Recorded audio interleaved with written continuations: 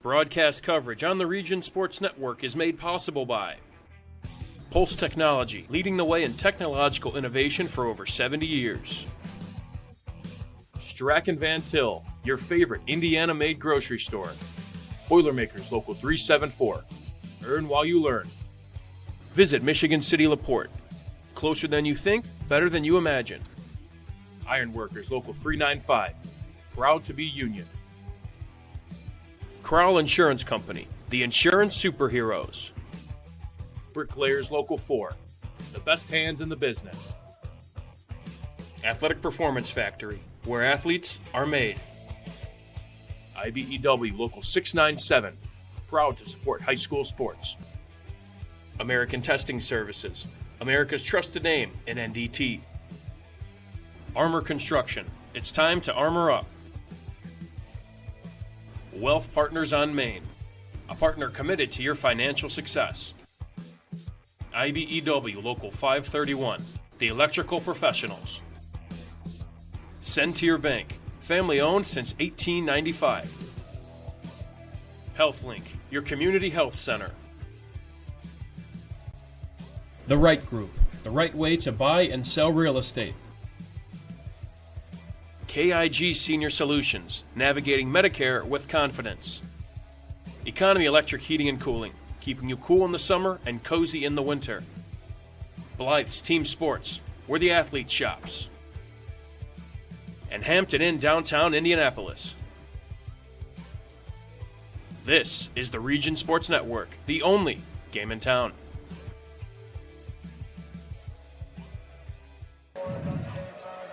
Good evening, everybody. Thank you for joining us, and welcome to live video coverage of Football Night in the Region on the Region Sports Network.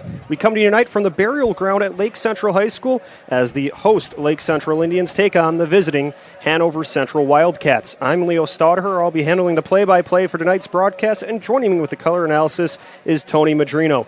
Good evening, Tony. We've made it to week 2. Both teams are trying to build off of the good from week 1, adjust from the bad, and continue to hit the ground running here in week 2. And we have two teams that had two very different stories in the season opener. Yeah, you're right. Both teams, at the beginning of the year, first game, you got to get out those crinkles, first game of the season, you always want to make a statement, and that's kind of what both teams did early, and looking to build off that. Yeah. We'll get right into that with Hanover Central. They faced another team from the Duneland Conference last week in Michigan City with an authoritative 28-10 win. So that was the good for the Wildcats, and for the Indians, they played in a thriller here on their home field last week against rival Munster in what was a back-and-forth contest, but it was the Indians falling 37-35 to the Mustangs. First time Munster won in that series since 2015. So for the Wildcats, you want to keep building off of what they did last week, and for Lake Central, trying to make sure another one doesn't slip through their fingers like it did last week. Yeah, for sure. You never want to go 0-2 start your season. It kind of downfalls from there. You always want to build off of that first game of the season. You do have your troubles, and it's a part of the game. You just shake it off, and Hanover Central's coming in here big off a like you said, a Duneland opponent in MC, and they're looking to go 2-0 for the year against another Duneland opponent in Lake Central. And that's for the Wildcats, facing teams from bigger classes like Michigan City and Lake Central, with the Indians being in 6A. That prepares Hanover for not just conference play, but eventually when they get to those 4A playoffs. Yeah, that's something you want in a school, facing bigger opponents, and it just helps you build, like you said, for that postseason, and that's all you look for, come September, October, and wanting to play in November, down in Indy, and that's the goal. And it starts, week 1, week 2, and after 1-0 each week. And taking a look at the other end for Lake Central, a team that struggled at times to move the ball last year to produce offensively. They only scored more than 30 points once. So the fact that even though they lost, that you were able to put 35 points on the board last week, that could be something you could still build off now the weeks moving forward. Yeah, for sure. They had a very explosive first half versus Munster. Came out the gates, putting up a big 29 in the first half, and they kind of slowed it down in the second half. Maybe, getting a little lackadaisical, and, you don't want to do that in high school football because, Munster kind of turned it up a notch in the second half. And, that's the name of the game is playing 4 quarters. You got to play all 4 in order to win. So, yeah. Got to keep pushing. That's one of the big things with the highs and lows of the emotions of high school football, with the trying to make sure you can play a consistent game, and that those are the habits you develop early in the year. You can't win a championship in August, but you can certainly build those championship qualities in these early non-conference weeks. Yeah, for sure. And hopefully, both teams come out the gates. Hanover coming off that big win versus MC and LC, although they lost last week, they played a great game all around. I mean, if it wasn't for the second half, I mean, you never know what could happen. At the end of the day, it's like I said, 4 quarters. You got to play 60 minutes, and until that last buzzer, the team you're going against is, they're fighting as well. So that's what we want to look for in high school football. As we see the marching band make their way onto the field, we are getting closer to kickoff here at Lake Central. So we will step aside, and when we come back, we will preview each team and getting you ready for kickoff here in this Week 2 matchup. You're watching Football Night on the Region Sports Network, the only game in town. Get Pulse Technology on your team and score a touchdown with our managed print and copier services. Cover your bases with our IT and technology solutions, or hit a home run with our wide selection of office supplies. Scoreboards or AV solutions from Pulse Technology. That's a slam dunk. Or go for the grand slam with our office furniture and design services. Get in touch with us today. Pulse Technology, powering Indiana business since 1919. Strachan Van Til for the win with 4 ways to save. Catch price drops on over 15,000 items and check the weekly ad for can't miss deals. Stack on the rewards program for digital coupons, points toward discounts and free products, and power up with our own brands. Keep your budget in the safety zone. Get the same great taste as national labels at lower prices. If you can't taste the difference, why pay the difference? Score big value with 4 ways to save at Strachan Van Til.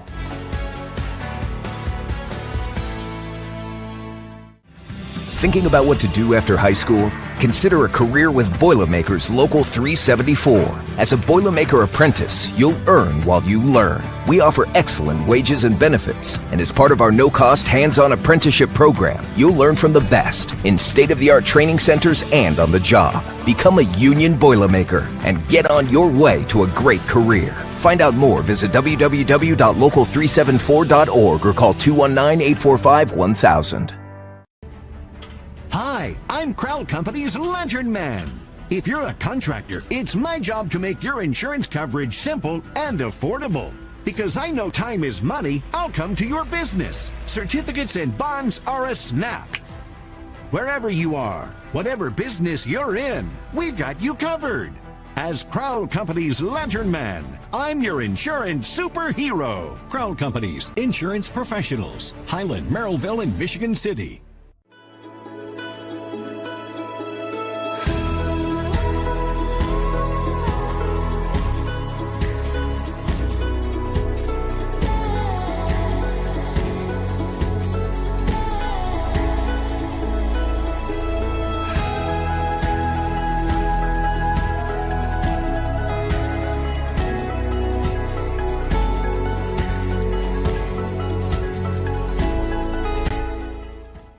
Earn while you learn from the best hands in the business. The Bricklayers Allied Craftworkers for Indiana, Kentucky Apprenticeship. That's right, this is a paid apprenticeship. I'm getting an education while learning a trade and getting paid for it. The thing that surprised me the most about this apprenticeship program is the respect I have received after the proper time and training. Classes start soon, so apply now. There are training centers throughout Indiana and Kentucky. We are the Bricklayers and Allied Craftworkers for Indiana, Kentucky Apprenticeship. The best hands in the business. Welcome back to Football Night on the Region Sports Network. As we get ready for kickoff, we see the home team, the Lake Central Indians, getting ready to take the field Lake Central looking to bounce back after a 37-35 loss to Munster. After a 2025 season where they were 3-7 on the year, 2-5 in Duneland play, 1-2 here at home. They averaged 16 points a game while allowing 28 points against. So they're trying to flip the script, and it starts with the signal caller, Wes Lalich, who played a little bit as a sophomore last year, now gets the full-time gig as a junior.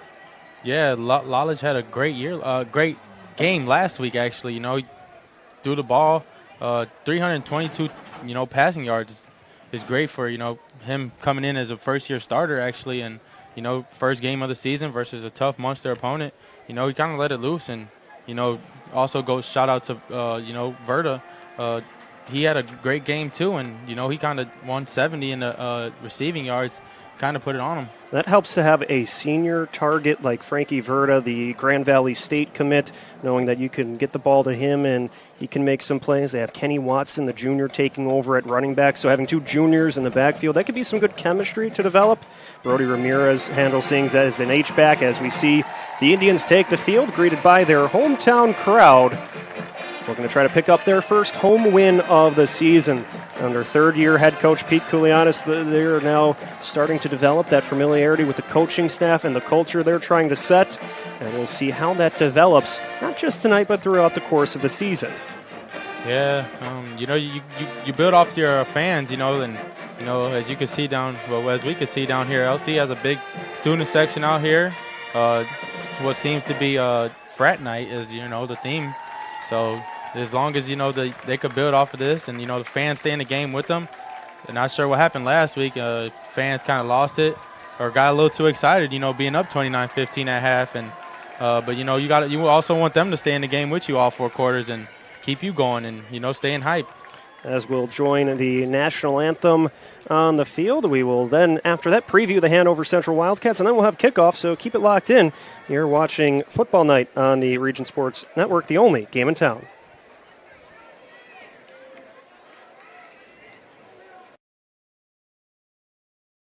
I can't believe I waited this long to get help. High cholesterol runs in my family, so I know I needed to get tested every few years. If I didn't get checked out, I might not have known till it was too late. I never would have guessed I had diabetes. Between the stress and the kind of food I was eating, my blood pressure was through the roof. HealthLink made it easy and affordable to get tested and put my mind at ease.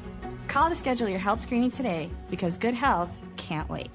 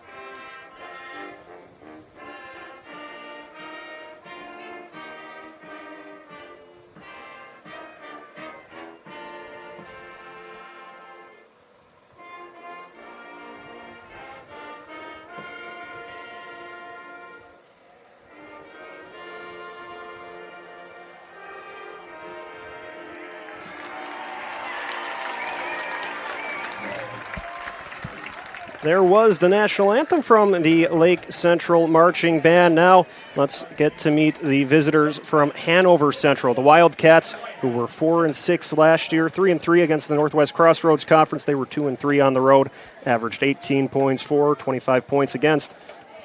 We mentioned they had a big win, 28-10 over Michigan City last week. They check in the 7th spot in our Region Sports Network poll. They bring back some experience on offense with quarterback Wyatt Toole, who threw for over 1,200 yards, 10 touchdowns last year.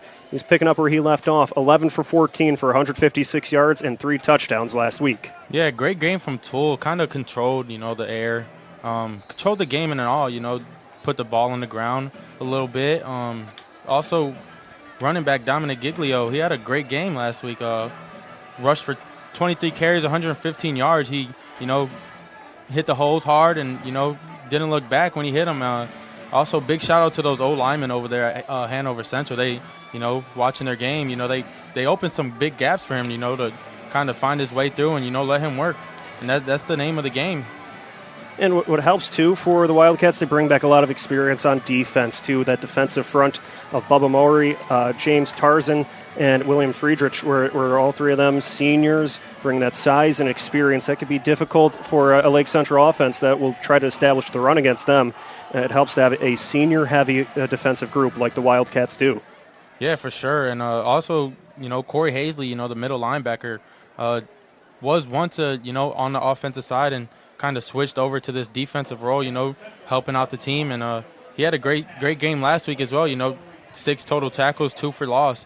And, that's the kind of player you want, a hard-hitting linebacker, to lead the team in the middle of the field. And that's Corey Hazley for you. So as we recap each team, the Wildcats and the Indians, we'll take a look at the Pulse Power Meter, which is presented by Pulse Technology, bringing innovative technology to the game day experience. The energy is building, the crowd is getting louder, and the momentum is up for grabs. So who's got the power? What position group or players are you watching for in this game, Tony? In this game, honestly, I'm going to have to go with Hanover Central's offensive linemen. They showed up last week against a tough Michigan City defensive front, and I'm looking at them again this week. They look pumped up in warm-ups, and they're moving around. So yeah, I feel like them up front they got to take control, and they're gonna stand out for me. That was our Pulse Power Meter, made possible by Pulse Technologies. The momentum can change in an instant, and Pulse Technology keeps you connected with an innovative technology solutions. Pulse Technology, powering what's next. So Hanover Central will kick off to get us going here. They will be kicking from right to left on your screens. They wear all white uniforms, white helmets with white jerseys with Columbia blue numbers, white pants with blue stripes down the side. While Lake Central, they will be wearing black helmets over blue jerseys, blue pants, black numerals on the jerseys, a black stripe down the side of the royal blue pants complete their outfit. It is 77 degrees in St. John. The game night forecast is brought to you by our friends at Economy Electric Heating and Cooling. Tonight's forecast, 77 degrees, a little bit cloudy, but it is a great night for football, a great night for week 2, as we are just about ready to go here. So let's get it started. The opening kickoff sails deep towards the 5-yard line, where it will be returned by the Indians, cutting towards the middle of the field, rolling to the left. He's got some space, breaking past the 35 before he's wrapped down by the Wildcats. A nice opening return by Lake Central to get things rolling here. Yeah, I believe that was Nathan Greer, number 4. Great return. Seems to be a flag on the play. So we'll get things sorted out, as there will likely be a block in the back. But the game night forecast is brought to you by Economy Electric Heating and Cooling, keeping you cool in the summer and cozy in the winter. We will see, as it was an illegal block in the back by the Indians, so that will take them back to the 10-yard line to start things off here. Kind of erases that positive kick return. We'll see the starting group led by junior quarterback Wes Lawlich. Kenny Watson joins them in the backfield, as does Brody Ramirez, the H-back. Logan Barbush plays tight end. Frankie Verda and Jaden Carpenter-Mansfield will be the receivers, while at the offensive line from left to right you have KJ McClanahan, Ricky Beeman III, AJ Minchuk, Lucas Zaris, and Aiden Wells. Lawlich drops back to pass on first down, fires it to Carpenter-Mansfield, who will get a positive gain close to the sticks. And it looks like it was enough for a Lake Central first down. So a quick pass play and a quick first down for the home team. Yeah, great RPO, it seemed right there. Lalich, great read, found his receiver and got a nice gain. Lalich has Ramirez to his right. He has Watson behind him, hands it off to his running back Watson, who plunges to the left side of the line, picks up a few yards, moving it closer to the 30. Watson gets a couple yards there, and Lake Central now sets up for second down. The defensive front for Hanover Central, led by Bubba Maury, James Tarzan, William Friedrich. The linebackers, Jeff Resney, Anthony Lehman, Corey Hazley, and Jackson Kadudi. As it'll be another handoff to Watson. He goes left but has to cut to his right. He walks along the hash marks before getting twisted down, just trying to get to the line of scrimmage and then some. Watson with a couple nice moves. Makes it 3rd and 5 at the 30.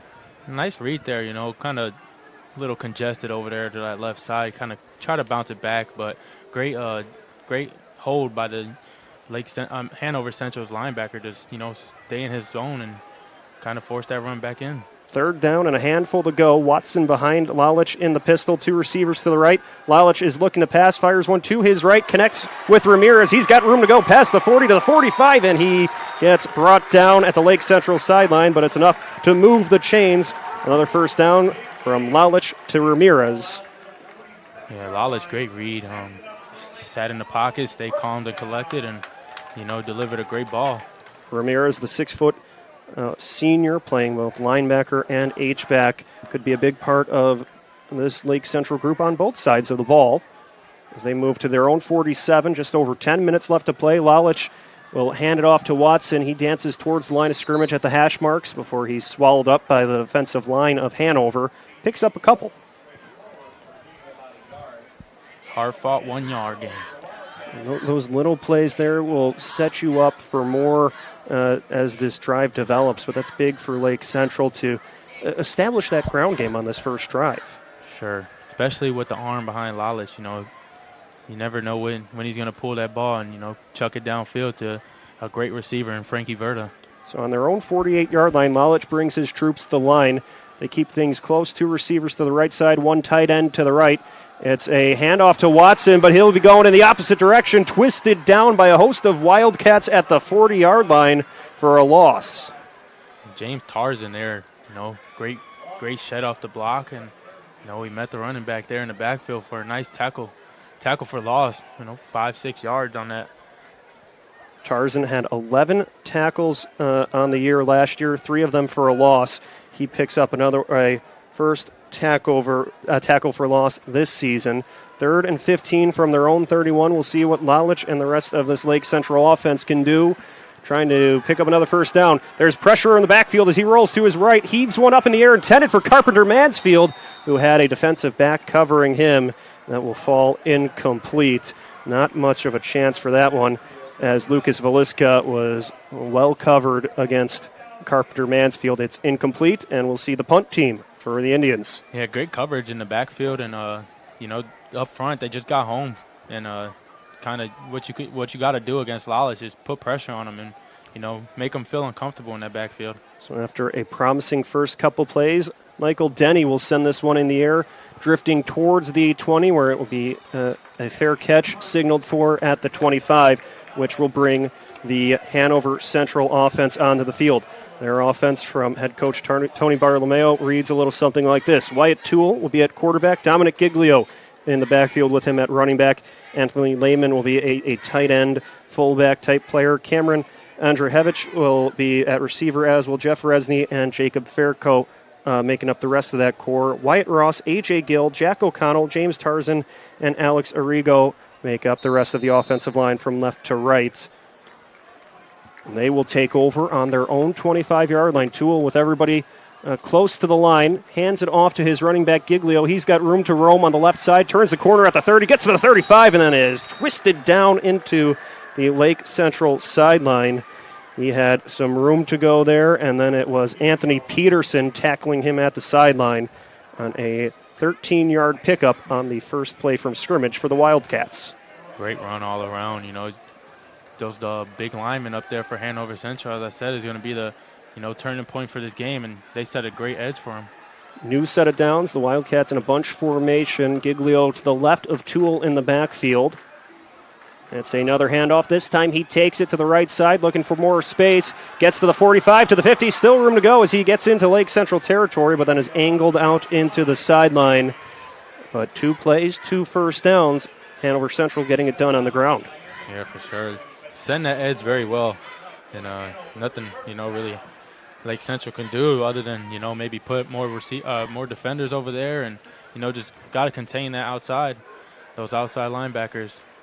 Hanover goes from their own 38 to the opposing 45-yard line. So now moving into enemy territory here. New set of downs, 1st and 10. 2 strong carries from the senior running back Dominic Giglio, who had 115 yards and 1 touchdown last week. They'll call his number again as he rumbles through the right side of the line, takes it from the 45 to the 40. A nice 5-yard pickup for Giglio. Yeah, like I said, man, these Hanover Central O-line is just finding somebody and getting their hands on him and, opening up those gaps for Giglio. And he's just, using his athleticism and going down the field. 7:38 left to go in the opening quarter. We are scoreless so far. Hanover Central on their first drive. Toole stands in the backfield, shotgun formation. 3 receivers to the left, close by, 1 to the right. It's another handoff to Giglio. He follows the blockers to the left side, but there's trouble in the backfield, and he'll be met by a couple of Lake Central defenders, tackled for a loss. Anthony Peterson there from the safety position coming down, and that's where you need to, do as a defense, contain that outside run and, force it back into where all those people are. That's how you're going to stop this outside attack from Hanover Central early. Peterson and Jacob Turley interrupted the run there from Giglio. Made it a 3-yard loss, so it's 3rd and 8 from the 37. Toole now has 3 receivers spread out to the right side, 1 to the left. Stands back in the pocket, looking to his right, lets one fly towards the 20. It is incomplete. A diving attempt made by the receiver far to the right, but he was unable to reel it in. It will fall incomplete. Brings up 4th down for the Wildcats. Yeah, what a ball from Toole to Furco over there on the right side of the field. Just a step behind it. Got his hands on it, diving out and trying to get to that. But great ball, great route. That's one he's going to look back on film and wish he had. Both sides, you want that as a receiver, big play. And, that fires up your team, fires up the crowd, and, that's what they want. The Wildcats will keep the offense on the field, 4th and 8 from the opposing 37. 3 receivers to the left as Toole drops back in the pocket near the midfield logo, throws a screen pass to Giglio. He follows the blockers forward towards the 45, where he will be, looks like, just past the first down marker, gets it by a yard. So they go with the pass to the running back, and he gets it done, going 9 yards to earn a new set of downs for his squad. Yeah, great call by Coach Bartolomeo over there, a little halfback screen. Caught the defense off guard, and a little bobble from the halfback on the catch, but great. And, all he needed was 9, and that's what he got. 1st and 10 for the Wildcats from Lake Central's 34-yard line. 6 minutes to go in the opening quarter. Toole and his team break the huddle. Giglio to his left. 1 receiver on the short side to the right from the right hash mark. Toole climbing the ladder in the pocket. Lets one fly. Looking towards the end zone. It's bobbled and dropped. Incomplete. Toole's pass. He was looking for Fairco. Xavier Green was in the coverage, and then a late flag is thrown. We will get that sorted out. Yeah, kind of a bad play over there on Xavier Green, senior. You just can't do that. Great defense all around, but you can't just, you got to keep your emotions intact, especially early in the game. You don't want to give up extra yards, and a little heads-up play. Great defense at the end of the day, but hey, you make a play, the next one's coming. So the penalty looks like it will move Hanover up to the 19-yard line, so that will bring them into the red zone. This is the retirement red zone. Hanover Central has entered the retirement red zone, sponsored by Wealth Partners on Main, your home for retiring planning, securities, and advisory services offered through Prospera Financial Services, member FINRA SIPC. So 1st and 10 from the 19. Toole hands it off to Giglio. He's got room to go on the left side. Breaking through, gets to the 10, shakes off one tackler, and then is dropped down at the 6-yard line. That was the other running back that was DeRay Carter picking up a positive play. Another first down for the Wildcats. Yeah, great run. Oh, got a hold in on the play. So now both teams having we saw a penalty on the opening kickoff. We saw the penalty to Green, and now a hold on the Wildcats. So now both teams trying to clean up those penalties in the early stages here. Yeah, penalties. They erase those big plays, and you always want those big plays for your team. They pump up everybody on the field and off the field, and big plays erase that. Carter stays in the backfield, 1st and 19 from the 28. One receiver on the short side to the right, everybody else out left. Toole hands it off to his running back, who tries to weave through the Lake Central defense. That was Davion Rivers, taking it for a few yards, trying to earn back some of the lost mileage from that penalty. Looks like he'll get about 4 yards, maybe a little bit more, but they still will have some work to do here. 2nd and 15 from the 24. Great stand over there on the Lake Central side, I'm sorry. But to force that run. 5 minutes and change left to go in the quarter. 2nd and 15. Toole rolling out to his left, looking to pass. Loads up, lets it go towards the corner of the end zone. It will drop incomplete. He was trying to connect with Lucas Veliska, but that pass didn't find its intended target. Good coverage on the play by Nathan Benitez from Lake Central. That brings up 3rd and 15. Tony, what are you looking for here from Hanover as they try to find the end zone? Deep play. You got about 25 yards to go.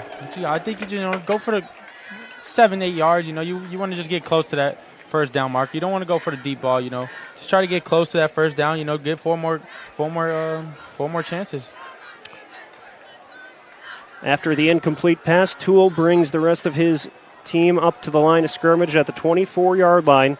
It'll be a handoff to the receiver who was cutting from the left to the right. He'll be forced out of bounds. So the receiver put in motion, and then a quick handoff. The receiver, Cameron Andrzejewicz, who was is lined up on the left and then took it to the right. He gets some of that yardage back, makes it 4th and it looks like 6. Yeah, that's what you want, but looks like they're bringing out the kicker now. So, that's what you want. You want to at least, either go for the first or, go for the kick. A creative play design there gets them to 4th and 7. Andre Desiderio will try to knock this one through the uprights at the right hash mark. He steps into the field goal. It is up and good. The field goal from Desiderio puts the Wildcats on the board. They lead 3-0 with 5:02 left to play in the first quarter. We'll step aside. When we come back, we'll have the kickoff and see how Lake Central responds. You're watching Football Night on the Region Sports Network, the only game in town. Earn while you learn from the best hands in the business. The Bricklayers Allied Craft Workers for Indiana, Kentucky Apprenticeship. That's right, this is a paid apprenticeship. I'm getting an education while learning a trade and getting paid for it. The thing that surprised me the most about this apprenticeship program is the respect I've received after the proper time and training. Classes start soon, so apply now. There are training centers throughout Indiana and Kentucky. We are the Bricklayers and Allied Craft Workers for Indiana, Kentucky Apprenticeship. The best hands in the business. At American Testing Services, based in Hobart, Indiana, we specialize in NDT drone inspections and heat treatment services for local mills, fab shops, and facilities across the country. From Northwest Indiana to nationwide, we deliver precision, safety, and reliability. American Testing Services, America's trusted name in NDT. Welcome back to Football Night on the Region Sports Network. Friday Night Smiles are powered by Ethos Dental Group. Whether you're cheering from the stands or watching right here on RSN, Ethos Dental is proud to support our local teams and communities. Ethos Dental keeping the region smiling every Friday night as that kick from Desiderio skips through the back of the end zone for a touchdown. So now after a long drive from Hanover Central that resulted in 3 points, what do you look for from Lake Central to respond here down by 3? Kind of want to do the same thing Hanover Central did in that. They ran the ball down their throats in a sense. They play by play. First 3 plays were first downs. And that's what you want to do. Get the run game going, and that'll open up those big deep plays. That'll open up Frankie Verta downfield, and that's kind of their bread and butter right there. Is those big plays to him, and just getting those long passes downfield. Wes Lalich leads his team back onto the field. They'll take over at their own 20 with 5 minutes to go in the first quarter. They'll put a receiver in motion from right to left, but hold the fort. We have movement at the offensive line. It will be a false start on the Indians. That will send them backwards 5 yards. Yeah, and it's not kind of what you want, coming out of a huge stand by, Lake Central's defense and only giving up 3 points. You kind of want to come out here on offense and build off of that, that momentum from your defense. That will back the Indians up to their own 15. Now looking to try to get the timing together as they will try to answer for that field goal from Desiderio. There are 2 receivers to the right side, 1 to the left. Watson in the backfield with Lalich. They have a tight end to his left. It is a play-action pass. They connect on the right side. He's got some room to go, getting to the 30, then the 35, where he's then wrapped up and dropped. That was John Quill Sharp on the reception, it looked like, as he was able to take it upfield, or potentially Jaden Carpenter Mansfield. It seemed as some good movement for the Indians, getting the first down, going from the 15 to the 35, a 20-yard pickup through the air. Great play, great read by Lalich.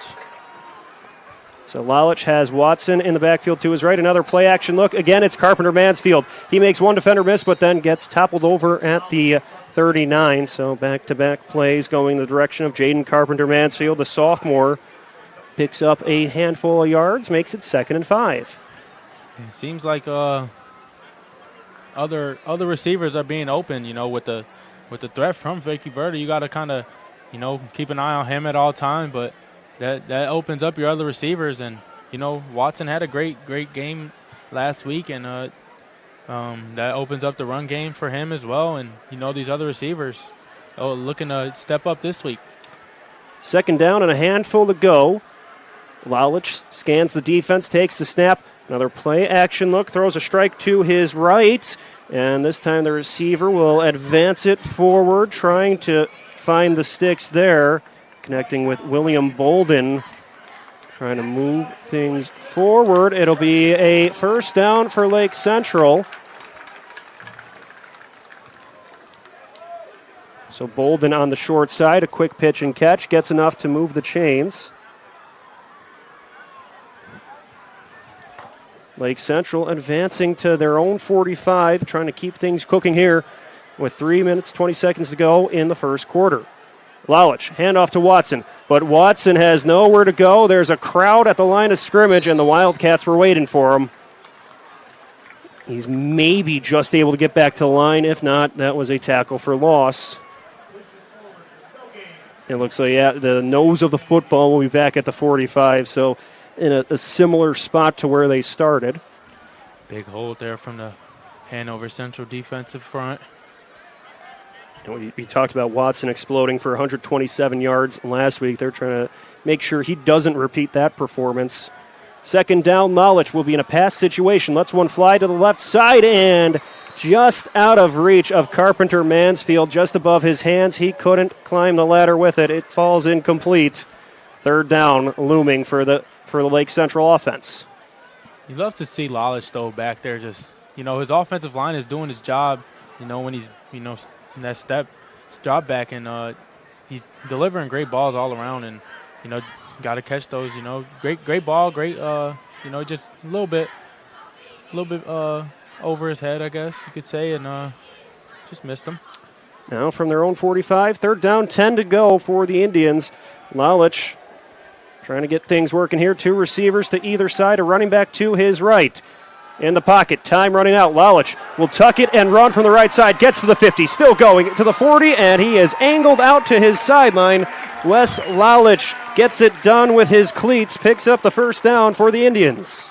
And that's what you love to see from not a veteran quarterback in Lalich, but a first-year starter. He didn't see his his first 2 reads, and he just tucked it and ran and picked up that first down. Going from his own 45 to the opposing 37, Lake Central has now entered Hanover's side of the field for the first time in this game. Let's see if they can earn some points out of this trip to the other end of the field. 2.5 minutes left to play in the first quarter. Hanover Central leads 3-0 over Lake Central. Lalich passing again. Lofts one downfield, and there will be some extracurriculars on this one. As he was looking for Carpenter Mansfield, he got a little bit of a shove from the defensive back. Looks like we'll probably see pass interference on the defense. Yeah. And great play call right there. Maybe if he would have put a little bit more air on it, Mansfield could have got under that, and that could have resulted in 7 right there, 6, including the kick. So we'll see. Yep, the yardage will put Lake Central at the 22 now, so they earn a new set of downs, get a little bit closer. As Lalich brings his receivers back to the line. Trying to get things rolling here, down by 3, but in search of either, trying to answer for that field goal. We'll leave it at that. 2 receivers to the left, 2 to the right. Watson behind him in the pistol.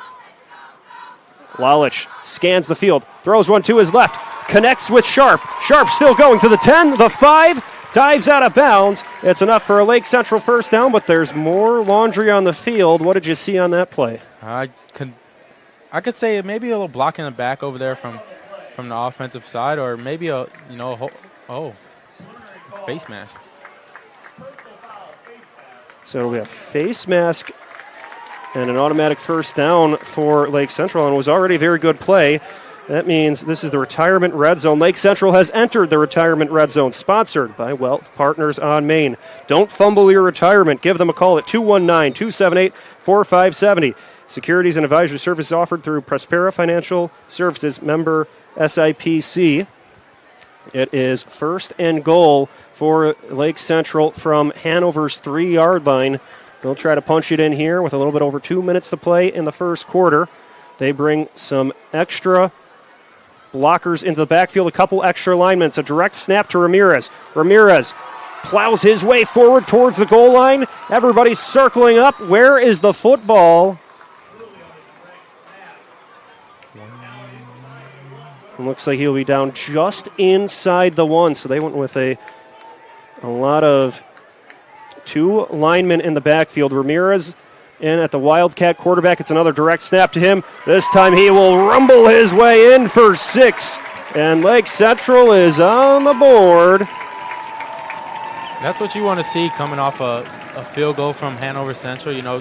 Started off rough with that rough penalty on the first play, but they worked from it, and they rushed down the field. Like I said, you want to just build off these small plays, small gains, and those small gains built up, and they found some deep plays downfield. So with 1:29 left to play in the first quarter, Lake Central answers with a scoring drive. We'll wait for the PAT, the snap, the hold, the kick. Kick is no good. The kick breaks wide to the left, so the score will stay 6-3. Lake Central ahead by a trio. We will head to a break with 1:29 left in the first quarter. You're watching Football Night on the Region Sports Network, the only game in town. Sometimes the hardest part of improving your business isn't coming up with a great idea. It's knowing what to do with it. Chester Inc. Architectural and Construction Services is ready to meet all your industrial and commercial construction needs. Whether it's a small build-out or a complete construction project, Chester will design, build, and finance. Our team eliminates multiple contractors, providing you a single point of contact while staying within your budget. Chester Inc. Architectural and Construction Services, turning your ideas into realities.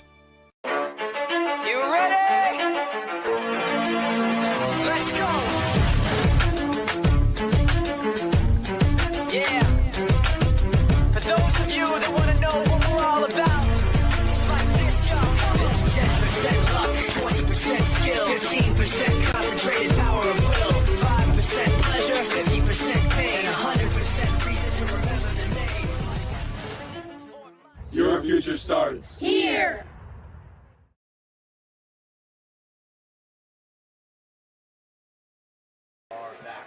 Welcome back to Football Night on the Region Sports Network, as we'll see Michael Denny try to drive this one in the air, skipping at the 20 now. Gobbled up by the kick returner from Hanover Central. Baswell tries to take it towards his team's sideline, getting a few extra yards, and that will bring Wyatt Toole and the rest of the Wildcat offense back onto the gridiron here, as they now find themselves trailing by 3. Yeah, you just want to build off that first drive, and they did everything right, just a couple of mistakes, a couple of errors, and, found themselves having to settle for 3, but nothing wrong with that. First drive of the game, you put points on the board, and that's what you want. After Lake Central drove 85 yards to score, we'll see now what Toole and company can do, needing to go 70 to find pay dirt from their own 30. A minute 23 left to go. It's a handoff to Giglio. The running back has room to go. Breaking through the right side of the line, gets wrestled down near the 40. There was a flag on the play. We'll see what the call is there, but Dominic Giglio back taking the ball out of the backfield and really broke through that right side of the line, but this one looks like it will be coming back, holding on the Wildcats, so that will send them going in the opposite direction. Great play call, though.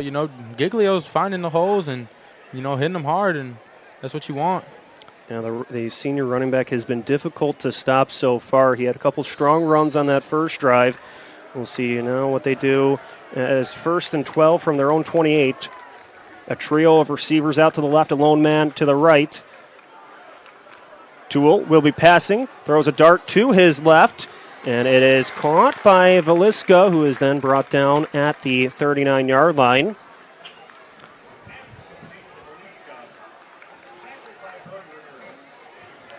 So Brody Ramirez in on the tackle. It's a pickup of 4.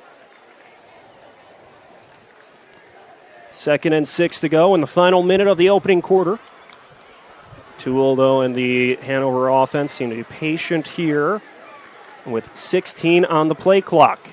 Toole tries the hard count. Now he's rolling right on a passing spot. Throws to the right side where he'll be caught just shy of the 45 to Velisca again, and he gets enough for a first down. Yeah, Toole's sitting behind his old line. Great time, and just delivered a strike. And that's what you want, You don't want to feel rushed, and his old line is giving him the time, and that'll produce in some big plays in that one. Big first down. 10 seconds and counting to go as Toole brings his team to the line. It doesn't look like we will see another play in this quarter, though. 2 seconds, and that will just about do it. The first quarter ends. We saw each team put some points on the board. After 12 minutes, it is Lake Central leading 6-3 over Hanover Central. We'll step aside. When we come back, we'll flip the field and keep things rolling in the second quarter. You're watching Football Night on the Region Sports Network, the only game in town. Flip the switch, a light turns on. Press the button, machines and instruments come to life. Touch the screen, communicate with the world. Simple tasks, guaranteed results, every second of every day. That's the power of power. And that's the power brought to you by the NECA contractors and electrical workers of Local 531. Calling all current and future homeowners in the Northwest Indiana area. Whether you're buying or selling, Brent Wright is here to make your real estate journey smooth and successful. With years of experience, personalized service, and a deep knowledge of the market, Brent will help you find the perfect place or get the best deal for your property. Call today at 219-406-7195 and take the first step toward your real estate goals. Contact Brent Wright, the right way to buy and sell real estate. Welcome back to Football Night on the Region Sports Network, as Hanover Central still driving 1st and 10 from their own 44. Toole with the handoff to Giglio. He will look to make some room on the left side, but he will be stood up and surrounded. Dropped after picking up a couple yards. Looked like Ramirez was one of the first Lake Central defenders to him, as he gets a few to bring up 2nd and 6. Nice run, and at the end of the day, 4 yards is a great gain, and only takes 3 of those and you get 4, so 2 more of those and that's a first down. That's all you need to do. From the printer tray to the field, Pulse Technology keeps us moving. For more information about the heartbeat of the Region Sports Network, visit Pulse Technology on the web at pulsetechnology.com. It's a handoff to the right side taken by Carter, but he will be wrestled down for a loss. Isaiah Alvarez gave him nowhere to go, going backwards by 2 yards. Sets things up for 3rd and 7. Nice contain over there by Brody Ramirez on the edge. And, he kind of set that edge and knew where they were going. And, great read on him, on his part. And, he forced the run back in and, he met other defenders. Alvarez able to get there from his defensive end spot. It's now 3rd and 7 from their own 47. Toole, as there was some movement at the line when he tried the hard count, and this seems to be against the Wildcats. So things go from 3rd and long to 3rd and longer. A 5-yard subtraction for Hanover Central makes it 3rd and 12. Yeah, and you can see the players on the field from the Lake Central side. They want their fans in the game with them, and that plays a big part when you're on the field, and you want these fans to get loud, and it disrupts the offense.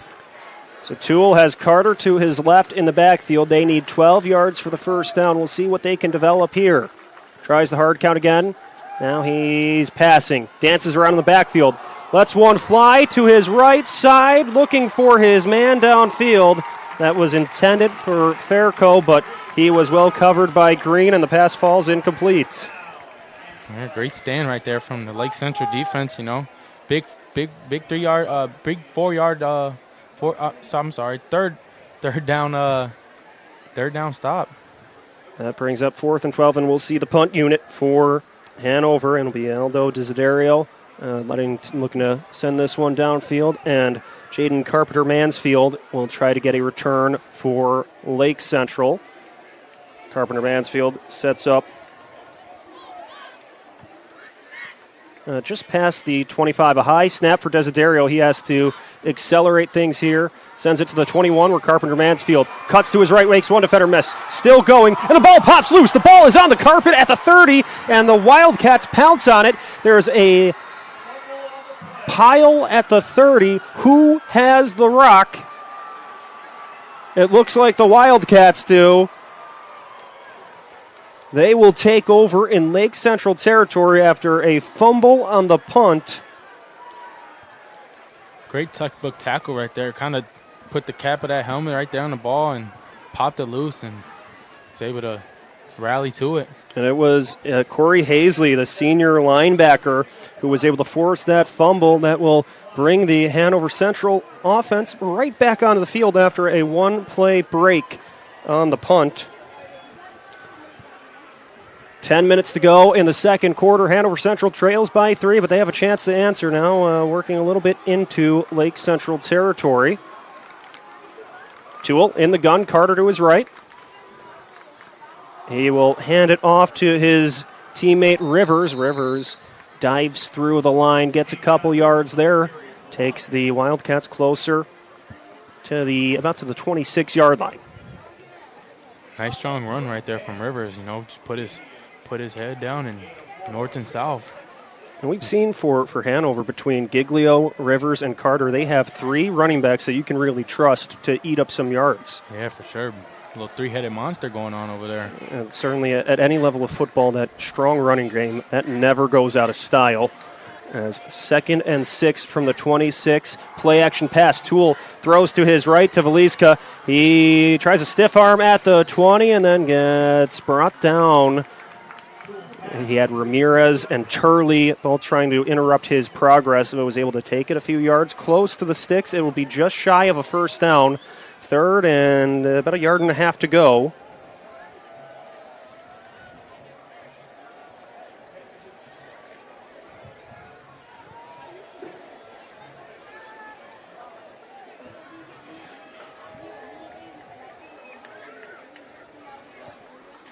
Toole will hand it to Giglio. He's got room to go. Brick gets the first down and then some, still keeping the legs moving towards the goal line.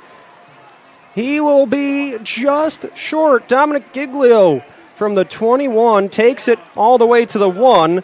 And just like that, the Wildcats have entered the Retirement Red Zone, sponsored by Wealth Partners in Maine. Visit wealthpartnersonmaine.com and start building your retirement playbook. Securities and advisory service offered through Prospera Financial Services. first and goal from the 1. Toole, after a long run by Giglio, will be in the shotgun. Giglio stands to his left in the sidecar. He hands it off to the running back. He leans forward and dives through the pile in for 6. Dominic Giglio helps the Wildcats answer right back, making it a 9-6 lead for Hanover, awaiting the extra point. Yeah, great run right there from Giglio to finish off what was even a better run, the run before. And as he wasn't even touched until he got about to the 10-yard line. So about great explosion. Both touchdowns have been from the 1-yard line in this game.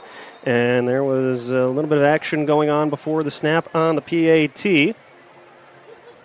And it appears to be a penalty on the Indians, as they were a little too eager there trying to rush the kick. So then we'll try this one over again. 8 minutes, 17 seconds left to play in the second quarter. Hanover Central leads 9-6 as we wait for this PAT from Aldo Desiderio. Toole will hold, and the snap.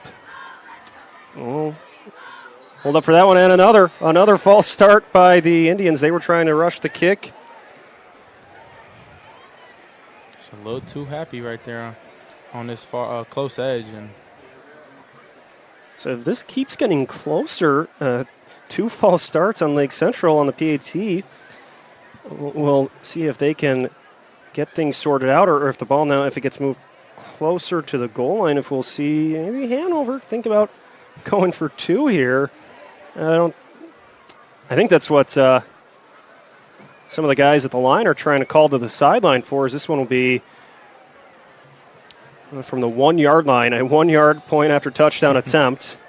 But Tony Bartolomeo and company playing it safe, going for the kick, and the kick will be good. It's now a 10-7 lead for Hanover, a 10-6 lead for Hanover Central, as we will keep things rolling in the second quarter. 8:17 left to play before the break. You're watching Football Night on the Region Sports Network, the only game in town. I can't believe I waited this long to get help. High cholesterol runs in my family, so I know I needed to get tested every few years. If I didn't get checked out, I might not have known till it was too late. I never would have guessed I had diabetes. Between the stress and the kind of food I was eating, my blood pressure was through the roof. HealthLink made it easy and affordable to get tested and put my mind at ease. Call to schedule your health screening today, because good health can't wait. At Athletic Performance Factory in Highland, Indiana, we push you to be bigger, faster, stronger, more explosive. Challenge every muscle with our cutting-edge sand speed and agility training. Build rock-solid strength and core stability to dominate on game day. Rent our full-size outdoor turf field for team workouts and practices. Improve your swing, boost your field skills, and protect your arm with expert one-on-one baseball and softball training built around you. We develop the entire athlete, mentally and physically. Athletic Performance Factory, where athletes are made. The kick will be a touchback, so talk about things trending in the right direction for Hanover Central. They get the fumble on the punt return, take over on the opposing 30, and then are able to drive it in for 7. A long run from Dominic Giglio on 3rd and 1, and then he punches it in from the goal line, and just like that, the Wildcats take the lead. Yeah, great way to capitalize, off a great tackle from the punt team, and that's what you want. Big plays, eliminate them, and you also want to make them. You can check out the IBEW Local 697 electrifying plays from this week's football action. Visit regionsports.com, Facebook/Region Sports Nation, or on Instagram. The electrifying plays presented by IBEW Local 697, the electrical professionals. So West Lallich and Lake Central looking to answer back as they take over on their own 20, trailing by 4 points. Lallich has Watson to his left, 2 receivers to the left side as well. He's looking to pass. Lost a long ball towards the right sideline, and there was a lot of contact. It looks like we will see a pass interference call there.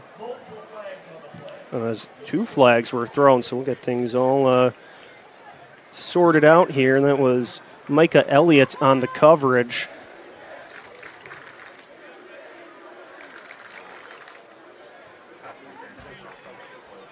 So it looks like it was a pass interference, but it was roughing the passer on Hanover, and then did we have offensive pass interference too?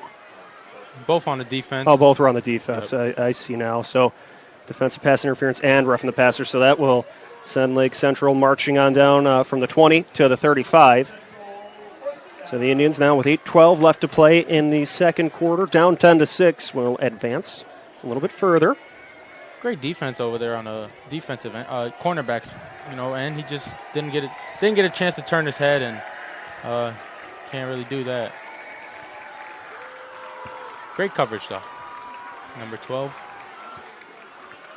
Two receivers to either side, a running back in the backfield. Lalich at quarterback. Steps back, another passing situation. The junior quarterback lets one fly downfield. It is caught, still running, and nobody back to catch him. It's a long touchdown. Frankie Verda brings it home, and the Indians take the lead. Like we said, those short plays add up. And they're able to go downfield, and who else other than, Frankie Verda? He's Grand Valley State commit, deep threat, also a short threat, and showed the deep threat right there on that one. And great ball placement by Lalich, and it doesn't get much better than that. Just going deep on the first play and, coming back to the same play maybe and finding, his number one receiver in Frankie Verda.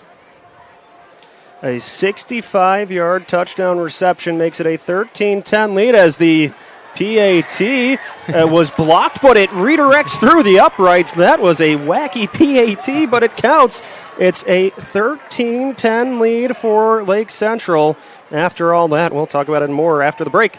You're following Football Night on the Region Sports Network, the only game in town.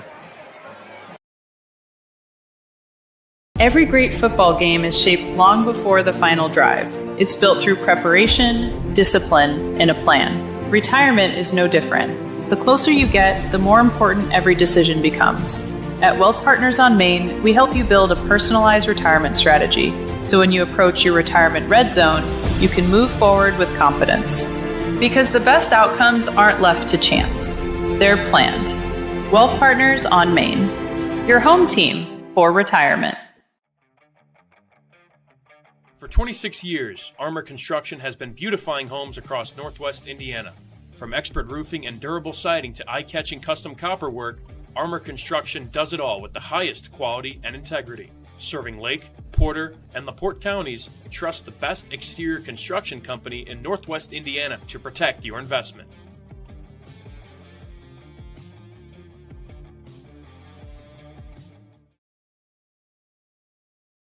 Welcome back to Football Night on the Region Sports Network. Be sure to stay connected with all things Region Sports, as we are always active on Facebook, YouTube, Instagram, X, and at our website at regionsports.com.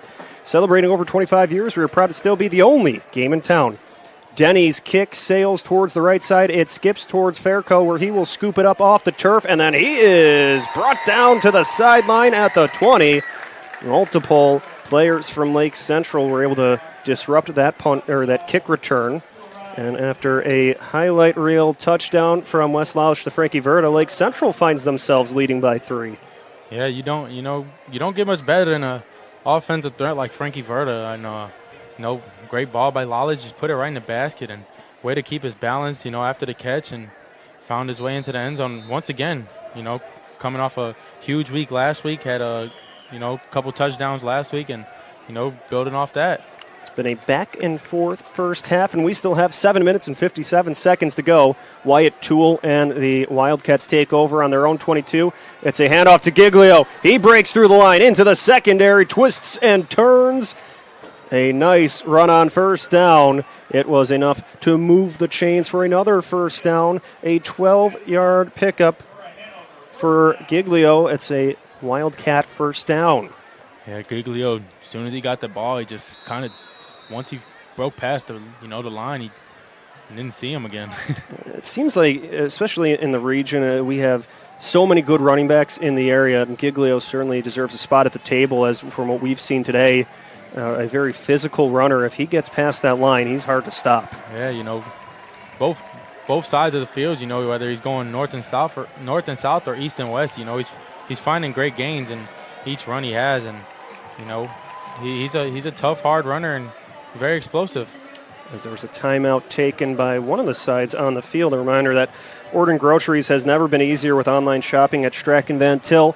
Save time and money, in-store sale prices, pickup or delivery, online coupons, rewards, points, and more. Shop StrachanVanTil.com today. So we will have plenty of halftime coverage coming up as well. We'll take a look at some of the scores around town on the Strachan Van Til scoreboard, as well as recap the first half. But there could be a lot more twists and turns before we even get to halftime from what we've seen so far. I guess the big question is, what can either defense do to stop the scoring here?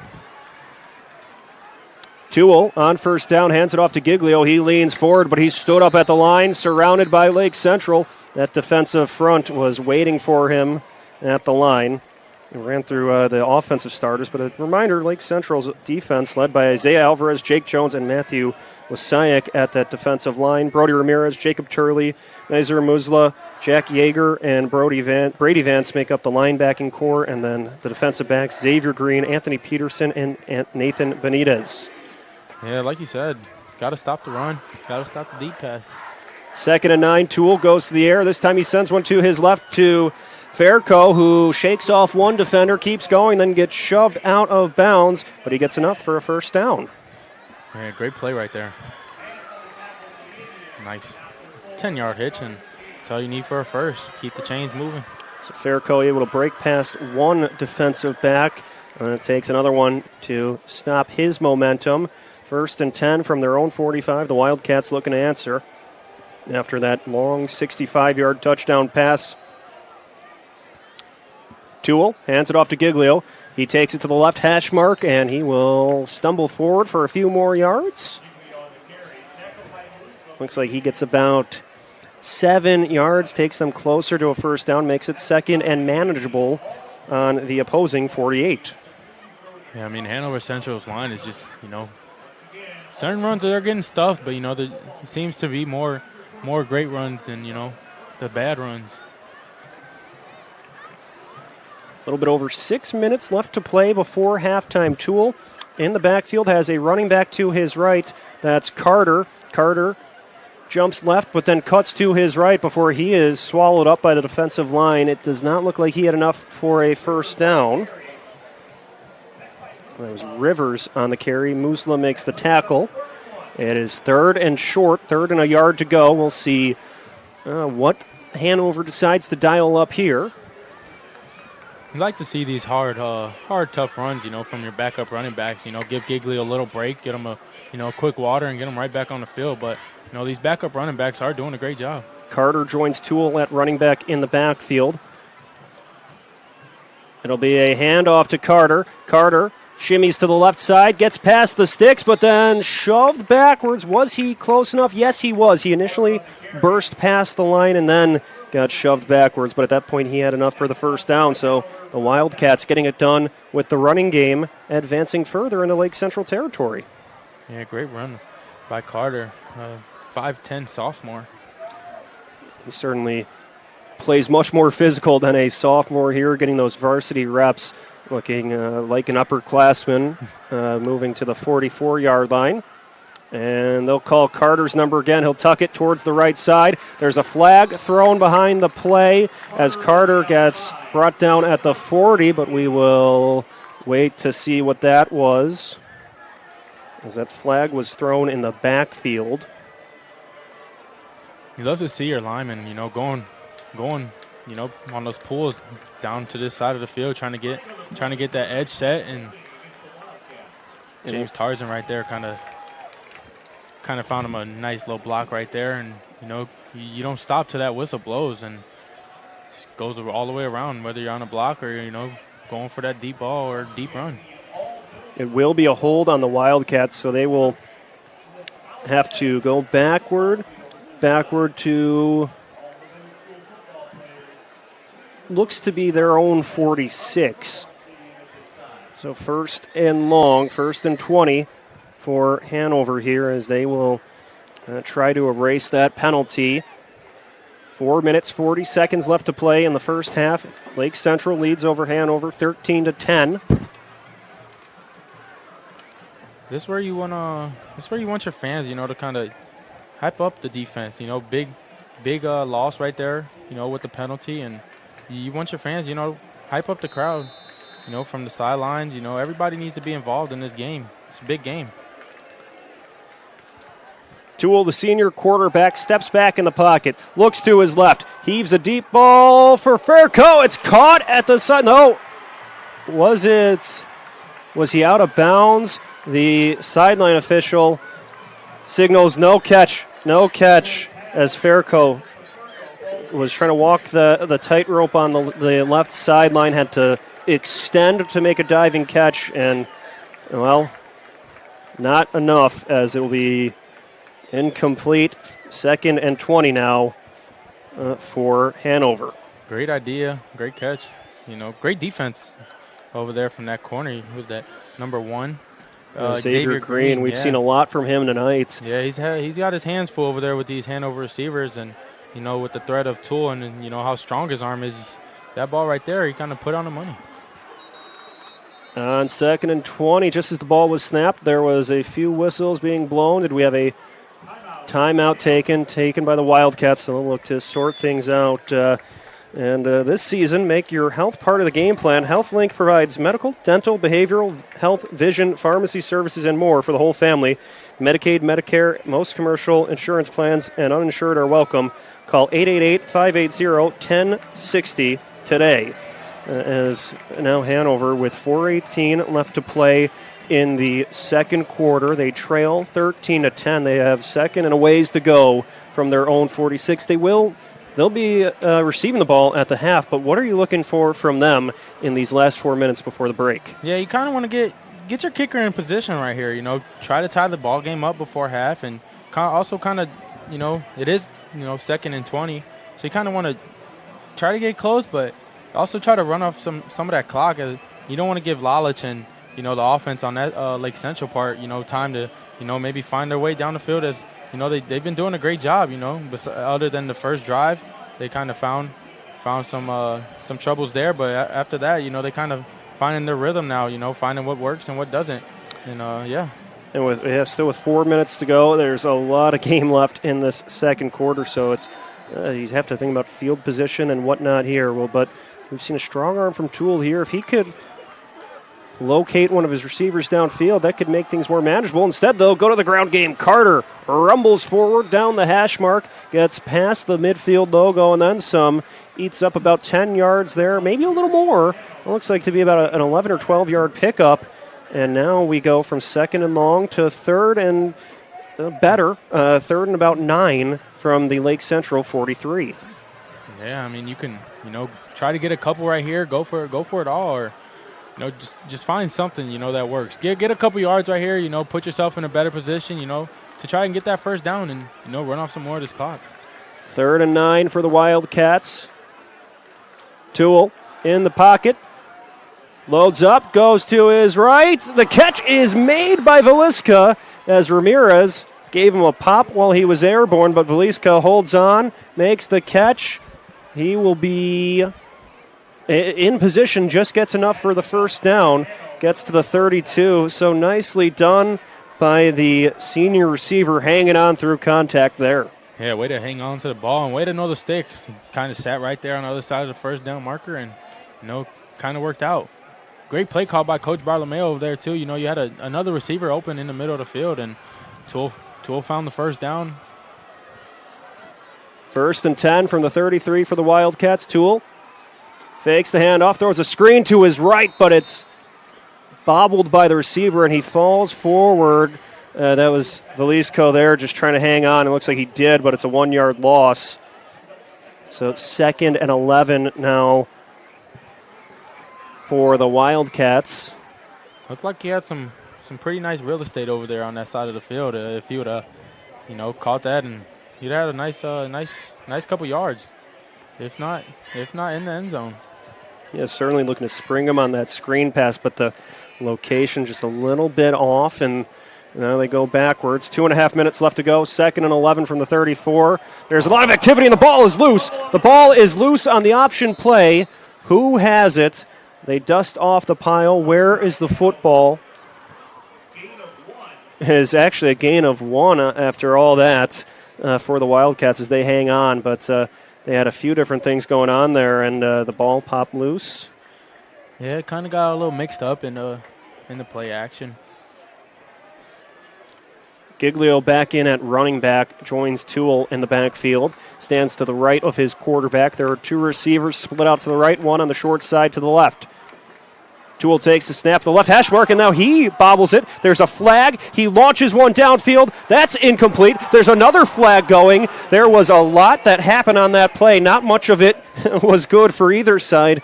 And we'll try to figure out what exactly the calls are on all that. Yeah, ball could be staying where it is. Because I saw the first flag thrown when the low snap, when Toole tried to scoop it up. The second one was likely on one of those defensive backs on the pass, and it looks like possibly a sideline warning over there on Coach Bartolomeo. The penalty seems to be against the Indians, the one that will count on pass interference. So that will move Hanover Central into the red zone. They have entered the retirement red zone sponsored by Wealth Partners on Main. Don't fumble your retirement. Give them a call at 219-278-4570. Securities and advisory services offered through Prospera Financial Services, member FINRA and SIPC. So 1st and 10 from the 18, late in the second quarter, a minute 41 to go.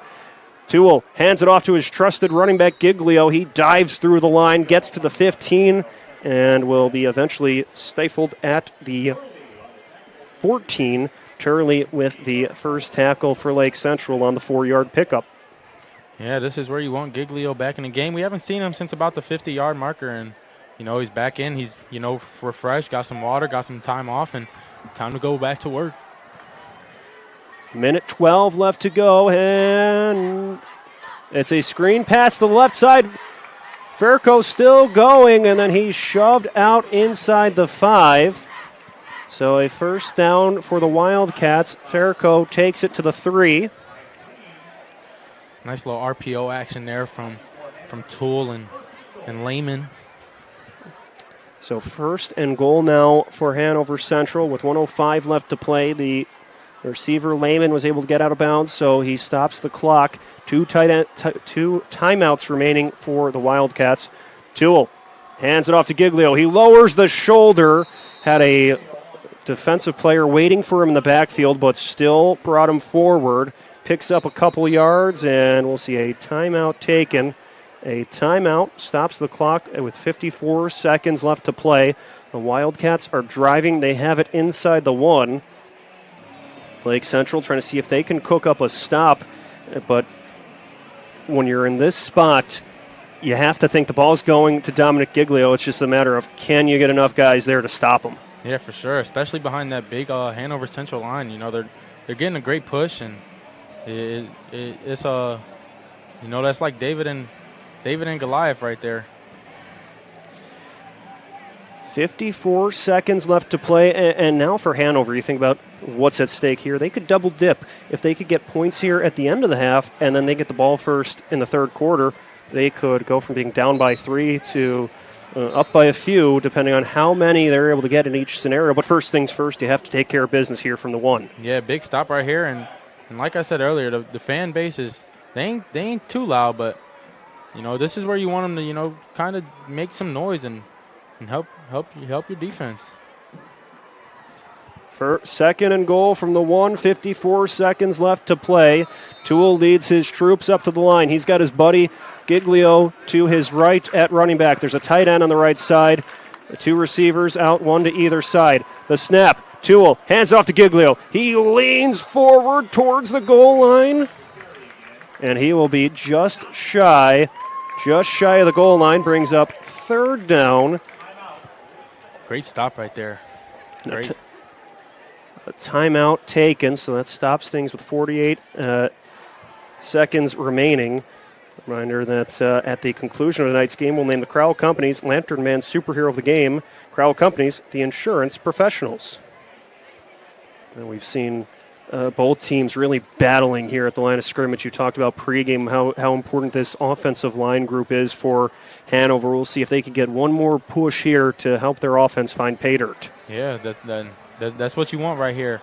You either give it to big Dominic Giglio or, Toole gotta muster up some power right there and put his head down and get his team in the end zone right here. And they had 1st and goal from the 3. They were able to get a couple of yards in that first play, but then stifled at the goal line on the second one. We'll see now if they can just find one more burst to get in. Trailing 13-10. Lake Central leads in front of their hometown fans. Fans got to make some noise here. You want to disrupt that offense. Here's Toole in the shotgun. Giglio to his left. He hands it off to the running back. He has room as he cuts through the left side, and he is in just like that. Hanover Central takes the lead, 6 points from Dominic Giglio. Great play call by Coach Bartolomeo over there. Everybody was in the box and just kind of bounced it out. So Giglio picks up his 2nd touchdown of the day. Both of them were from the 1-yard line, but that doesn't tell the full story as he's had several big runs, and he makes it a 16-13 lead awaiting this PAT. It is good. It's now a 17-13 lead. The Wildcats lead late in this one. You're watching Football Night on the Region Sports Network, the only game in town. Every great football game is shaped long before the final drive. It's built through preparation, discipline, and a plan. Retirement is no different. The closer you get, the more important every decision becomes. At Wealth Partners on Main, we help you build a personalized retirement strategy, so when you approach your retirement red zone, you can move forward with confidence. Because the best outcomes aren't left to chance. They're planned. Wealth Partners on Main, your home team for retirement. For 26 years, Armor Construction has been beautifying homes across Northwest Indiana. From expert roofing and durable siding to eye-catching custom copper work, Armor Construction does it all with the highest quality and integrity. Serving Lake, Porter, and LaPorte counties, trust the best exterior construction company in Northwest Indiana to protect your investment.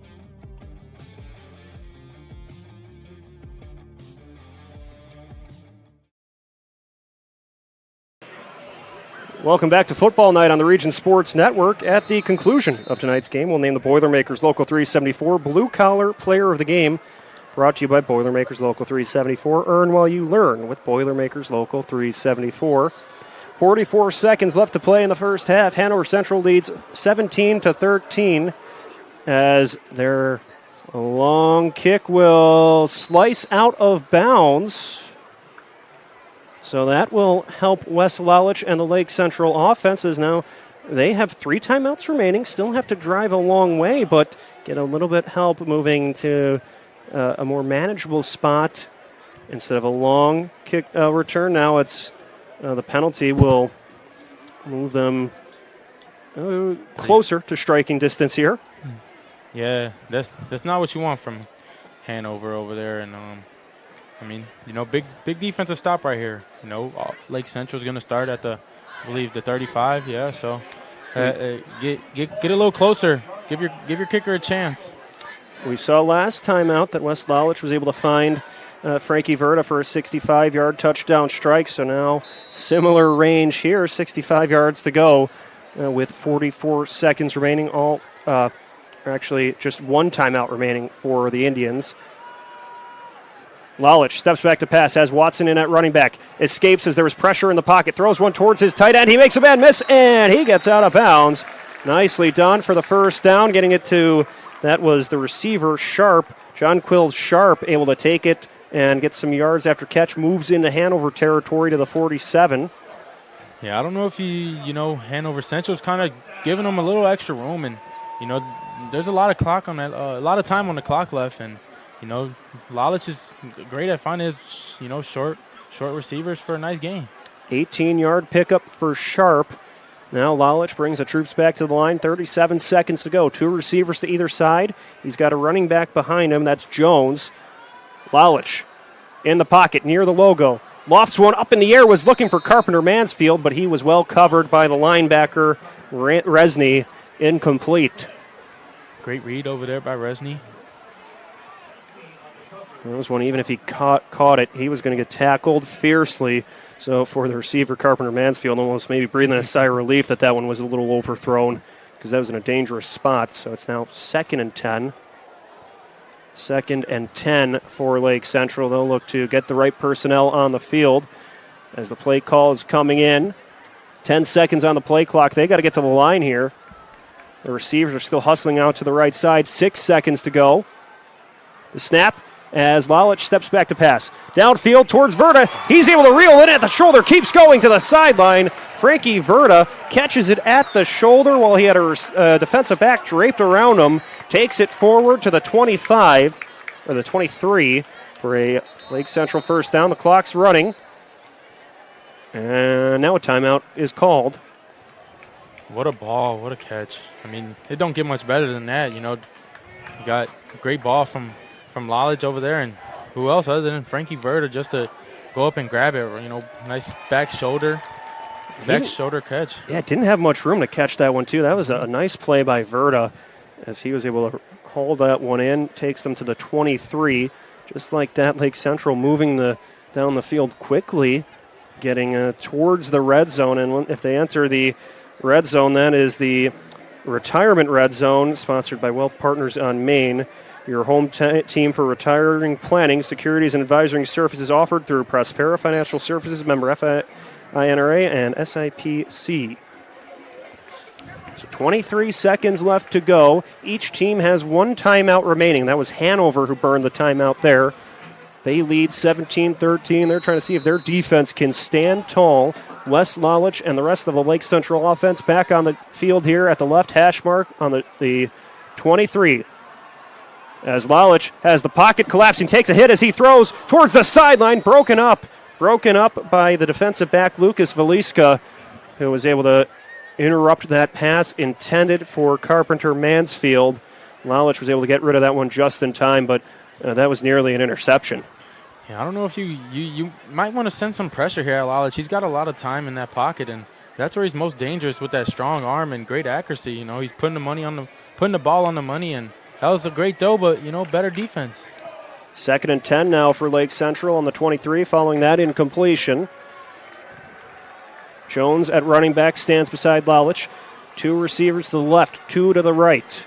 They put one in motion going from right to left, but there will be a flag. There was a second left on the play clock, and an illegal procedure call will send the Indians backwards 5 yards. Not what you want right there, but, give yourself a little more breathing room. Now, it's on the defense. Oh. So, yeah, now, because I thought at first the signal, but anyway, we'll get things sorted out. It goes from 2nd and 10 to 2nd and 5, now to the 18. So 18 yards to go, 18 seconds, one timeout remaining. We'll see what the Indians can do here.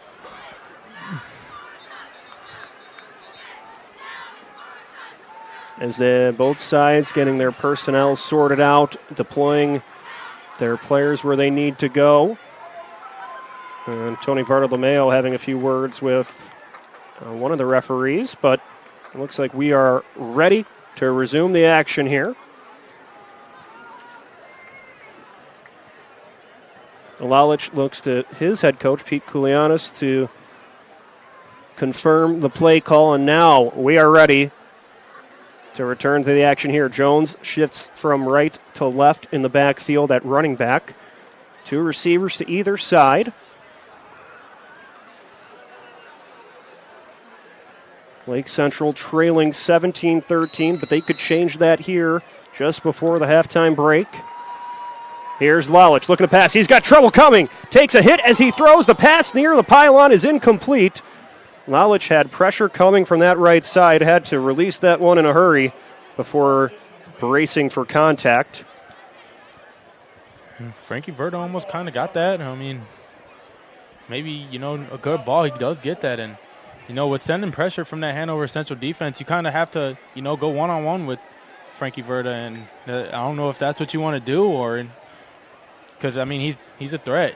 And you kind of need help. That was Jackson Cottity crashing in from his linebacker position to interrupt that one. And just as the ball is snapped, we have a whistle. It'll be a timeout taken by the defense. So Hanover burns their final timeout with 14 seconds left to go. It's been an eventful first half, that's for sure. You can stay with us after the game. We'll name the Proud to be Union Play of the Game, presented by Ironworkers Local 395. To find out how you can become a Union Ironworker, visit ironworkers395.com. So both sides using their timeouts here. Lake Central has one remaining. With 5 yards to go here and 14 seconds, what are you looking for Pete Koulianis to dial up here with his offense trying to get on the board?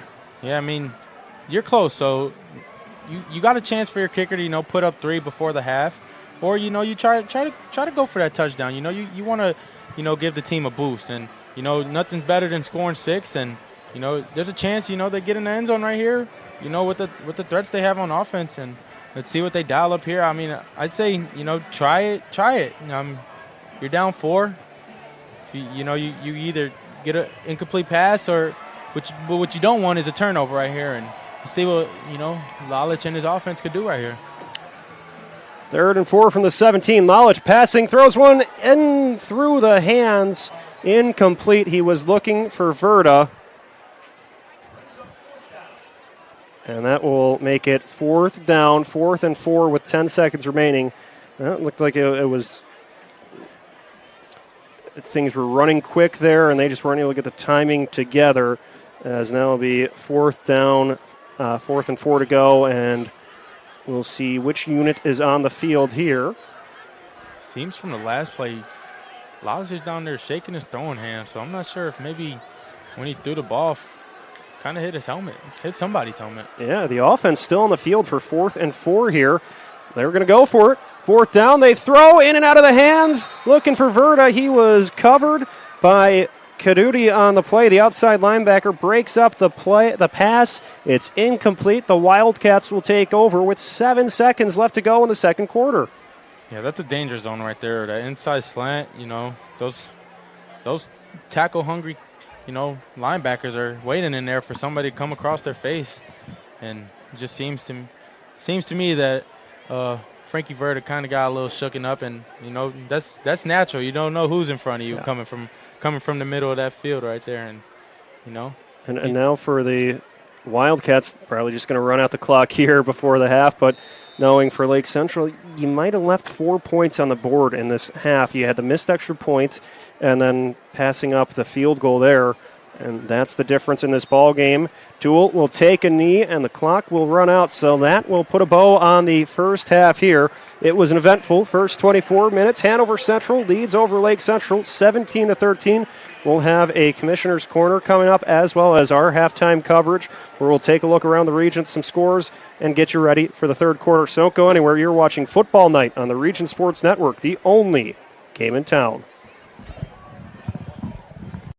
It's time for the Commissioner's Corner, an exclusive weekly conversation about Indiana high school sports with the Commissioner of the IHSAA, Paul Neidig. Now for an up-to-the-minute report about what's happening in the constantly changing world of high school sports, here's Commissioner Paul Neidig. Welcome into the Commissioner's Corner. It's our weekly conversation with the Commissioner of the IHSAA, Paul Neidig.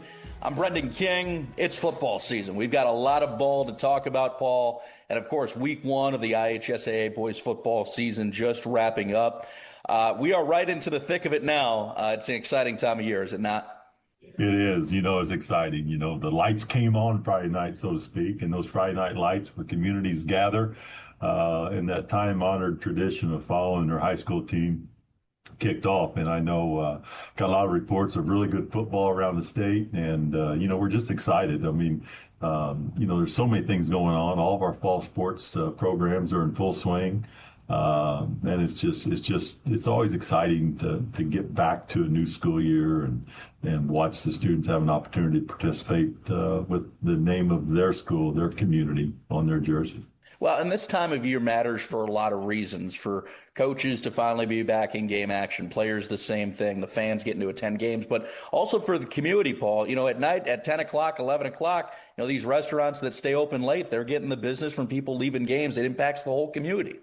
It does. It's amazing how much centers around the high school in these communities. And I mean, people I'm actually going to go out and watch the North Posey Vikings play next Friday night, where I went to high school, and some of the same people that I went to school with or that were leaning on the fence watching the game, they're going to be there again this Friday night. And that's every community around the state of Indiana. It's just so cool to see, and it's just for me, it's important that it still matters. If we didn't put education in front of athletics, it wouldn't matter as much. And we see that throughout summer competitions and things, but the high school season does. That's Paul Neidig. I'm Brendan King. It's the Commissioner's Corner. Paul, staying on the gridiron, but just another section of it. Girls flag football has been well underway for the last couple of weeks, an emerging sport, of course. So how do you see that continuing to grow? And obviously they're right in the thick of it. Well, they are. They've started the season. It's a fall sport here in Indiana, and we've got 113 schools, I believe, playing across the state of Indiana. And they're well on their way to be a fully recognized sport, which would be the 27-28 school year. And so we're excited about that. This is their last year of the emerging sport. But I tell you, we wouldn't be where we're at today without the great work that the Colts have done in support of girls flag. I mean, first of all, they're a phenomenal partner in the Indiana High School Athletic Association. They support what we do. We certainly want to support what they do. But then the work that family's put in and the money that they've used to support $1 million that they've committed to schools over the last couple of years to grow girls flag football in the state. And here we are today on the cusp of being a fully fledged IHSAA sport, and we're excited about it.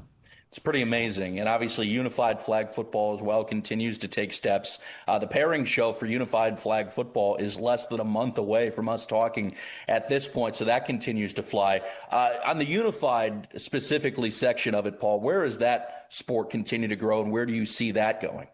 Well, we continually see growth. And, what's so phenomenal about it, it's an opportunity for students that have an intellectual disability to partner with we'll just call them other student athletes in their school and be on the same team and compete together. And, I always love the story about the student who talked about eating at a different table. But when he became part of a high school team, a high school program, he was invited to the table with all the rest of the students. And it meant so much for that kid's development and growth. And unified flag football is certainly so special and gives these kids an opportunity to be on the big stage with their teammates, with their uniform on.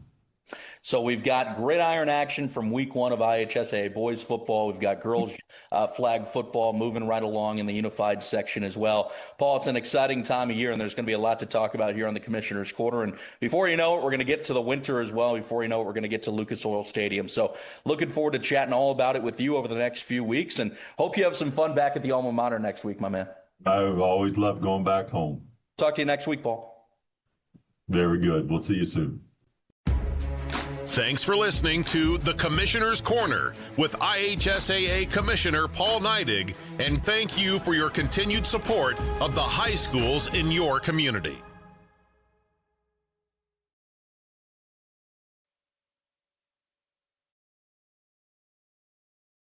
I can't believe I waited this long to get help.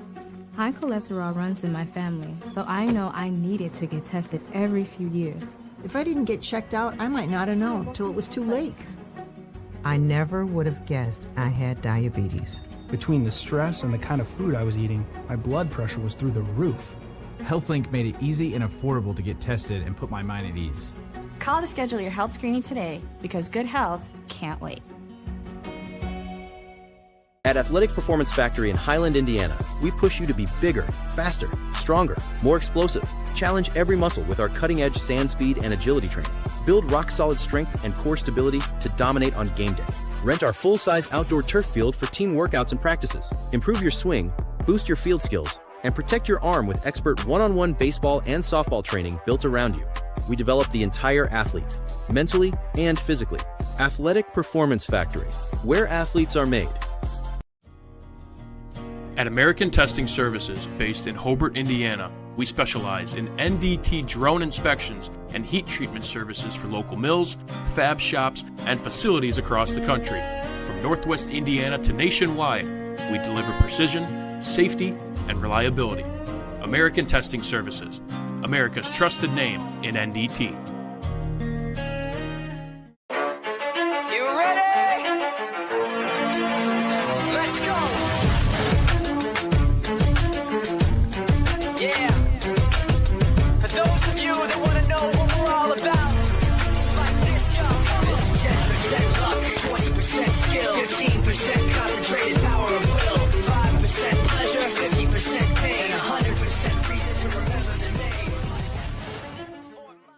future starts here.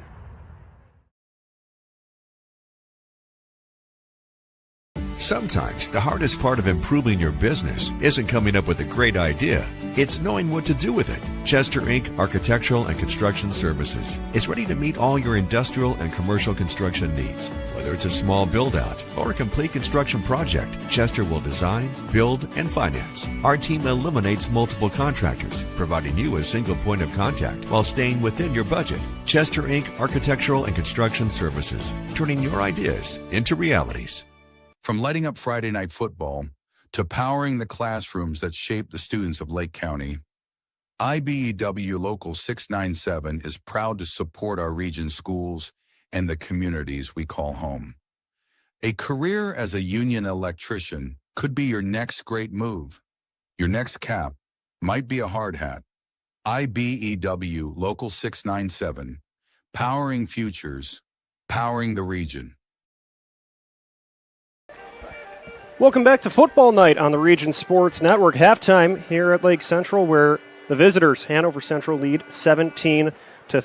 Leo Staudeher, Tony Madrino with you. Clint Klaus and Miguel Glynn make up the rest of our crew as we will take a look at the Strack and Van Til hometown scoreboard. This scoreboard update is courtesy of your neighborhood Strack and Van Til Food Market. Strack and Van Til, your favorite Indiana-made grocery store. So as we look around the region, and Drayen leading over Bishop Luers 19-7 in the third quarter. Boone Grove up big over South Central 34-0, that one in the third quarter.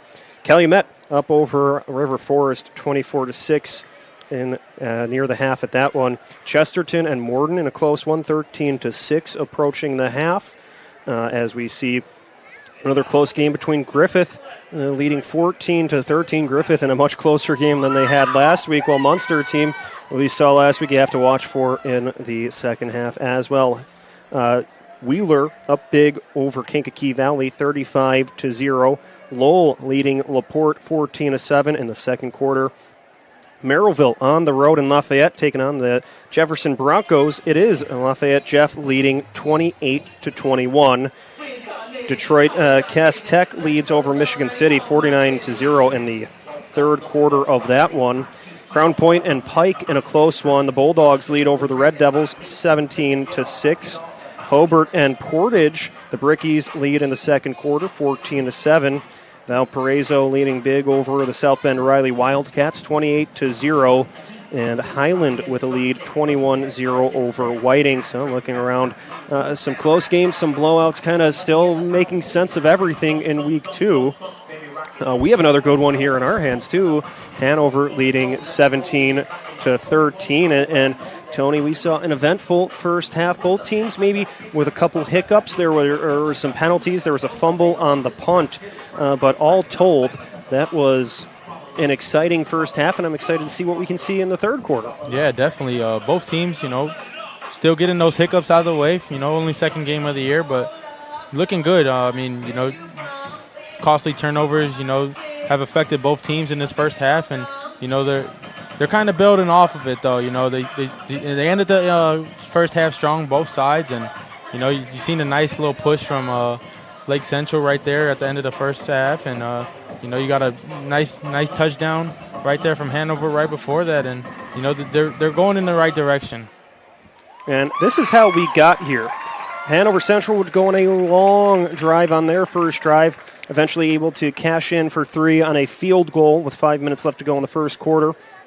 And then Lake Central would respond with another time-consuming drive, going 85 yards, eventually punching it in from the 1-yard line. Brody Ramirez taking a direct snap at a Wildcat quarterback look to make it 6-3. The Indians would miss the PAT on that one. And then just like that, a physical running drive from Hanover Central. They would punch it in from the 1. Dominic Giglio with a 1-yard score made it 10-6 with 8:17 left to go in the second quarter. And wasting no time right after that off of a 65-yard touchdown throw from Wes Lalich to Frankie Verda, Lake Central would take a 13-10 lead just 15 seconds after that Giglio touchdown run. And then with 44 seconds remaining in the quarter, Giglio would punch it in from the 1-yard line again. They would convert. The PAT made it a 17-13 lead. There was a fumble on a punt by Lake Central that led to the first Giglio touchdown run, and so that's kind of the story of it so far. When you look at some of the key plays from that first half, what stood out to you? I'd definitely say that turnover right there at the kind of towards, what was it, the second quarter? Yeah, That punt return, they fumbled that ball, and kind of helped Hanover gain momentum again from the big first drive touchdown from, well, not first drive touchdown, but the second drive touchdown from Lake Central, and they kind of built it off of that, and that turnover costed LC a touchdown against them, and their defense got off the field, and that's what you want to see. Get the defense off the field, get them a break, especially against this hard offense that you got against Hanover Central. And as Hanover Central in the 7th spot in our RSN top 10 poll, Lake Central 0-1, trying to put one in the win column. What are some keys you're looking for each side to right the ship and try to get a win here for the second half? Lake Central, I think they just got to really dig deep on the run, and kind of the pass is working great, as you can see.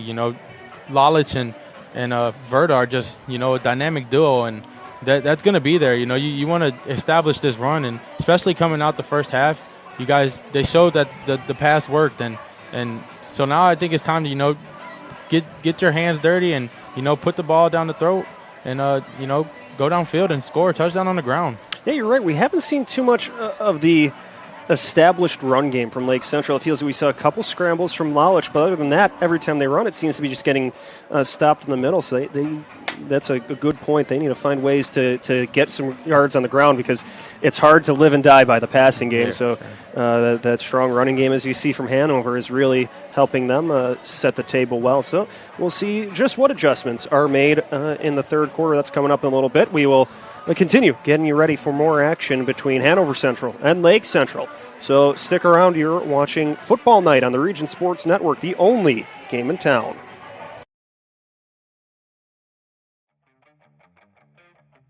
For 26 years, Armor Construction has been beautifying homes across Northwest Indiana. From expert roofing and durable siding to eye-catching custom copper work, Armor Construction does it all with the highest quality and integrity. Serving Lake, Porter, and LaPorte counties, trust the best exterior construction company in Northwest Indiana to protect your investment.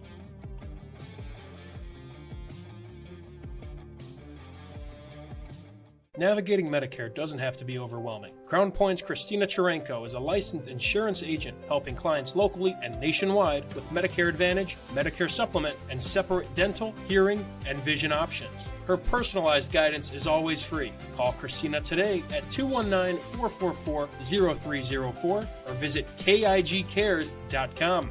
KIG Senior Solutions is not connected with the federal Medicare program. Contacting this number connects you with a licensed insurance agent. This is an advertisement for insurance. Every great football game is shaped long before the final drive. It's built through preparation, discipline, and a plan. Retirement is no different. The closer you get, the more important every decision becomes. At Wealth Partners on Main, we help you build a personalized retirement strategy, so when you approach your retirement red zone, you can move forward with confidence. Because the best outcomes aren't left to chance. They're planned. Wealth Partners on Main, your home team for retirement. With electrical services from Economy Electric Heating and Cooling, you can radiate the perfect amount of light and energy into your home. From rewiring and code upgrades to ceiling fans, lighting, security, and more, Economy Electric Heating and Cooling's trained electricians will make sure you can enjoy your home on full power all the time. For a free estimate on electrical work, call Economy Electric Heating and Cooling at 219-923-4441, and you can visit them on the web at forajobdoneright.com. That's the number 4ajobdoneright.com. At Blyce, we're used to having the athlete shop at our store. Down, sit, put. But sometimes they get carried away.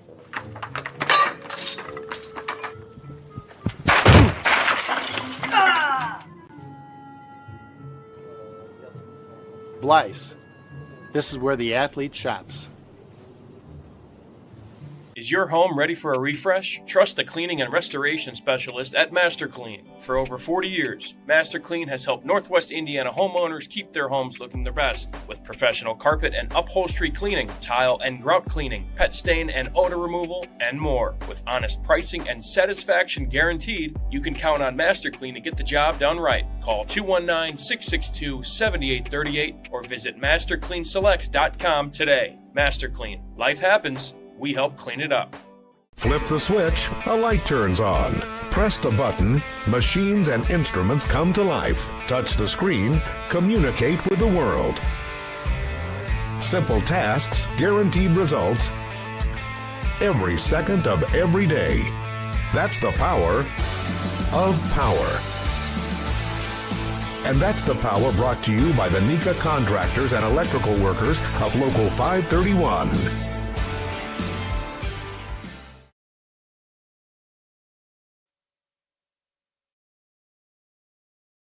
Is your home ready for a refresh? Trust the cleaning and restoration specialist at Master Clean. For over 40 years, Master Clean has helped Northwest Indiana homeowners keep their homes looking their best. With professional carpet and upholstery cleaning, tile and grout cleaning, pet stain and odor removal, and more. With honest pricing and satisfaction guaranteed, you can count on Master Clean to get the job done right. Call 219-662-7838 or visit mastercleanselect.com today. Master Clean. Life happens. We help clean it up. For months, it's all you've heard about. From the news broadcasts to the talk shows, from friends and family, and even from people you don't even know. It's coming to Hammond. It's really happening. It's free checking from Centier Bank.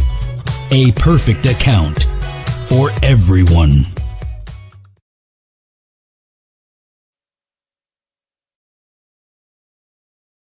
Navigating Medicare doesn't have to be overwhelming. Crown Point's Christina Cherenko is a licensed insurance agent helping clients locally and nationwide with Medicare Advantage, Medicare Supplement, and separate dental, hearing, and vision options.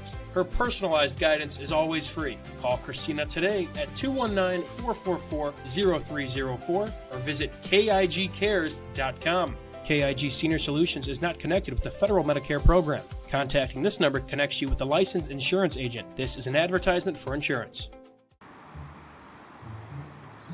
At Blyce, we're used to having the athlete shop at our store. Down, sit, put. But sometimes they get carried away.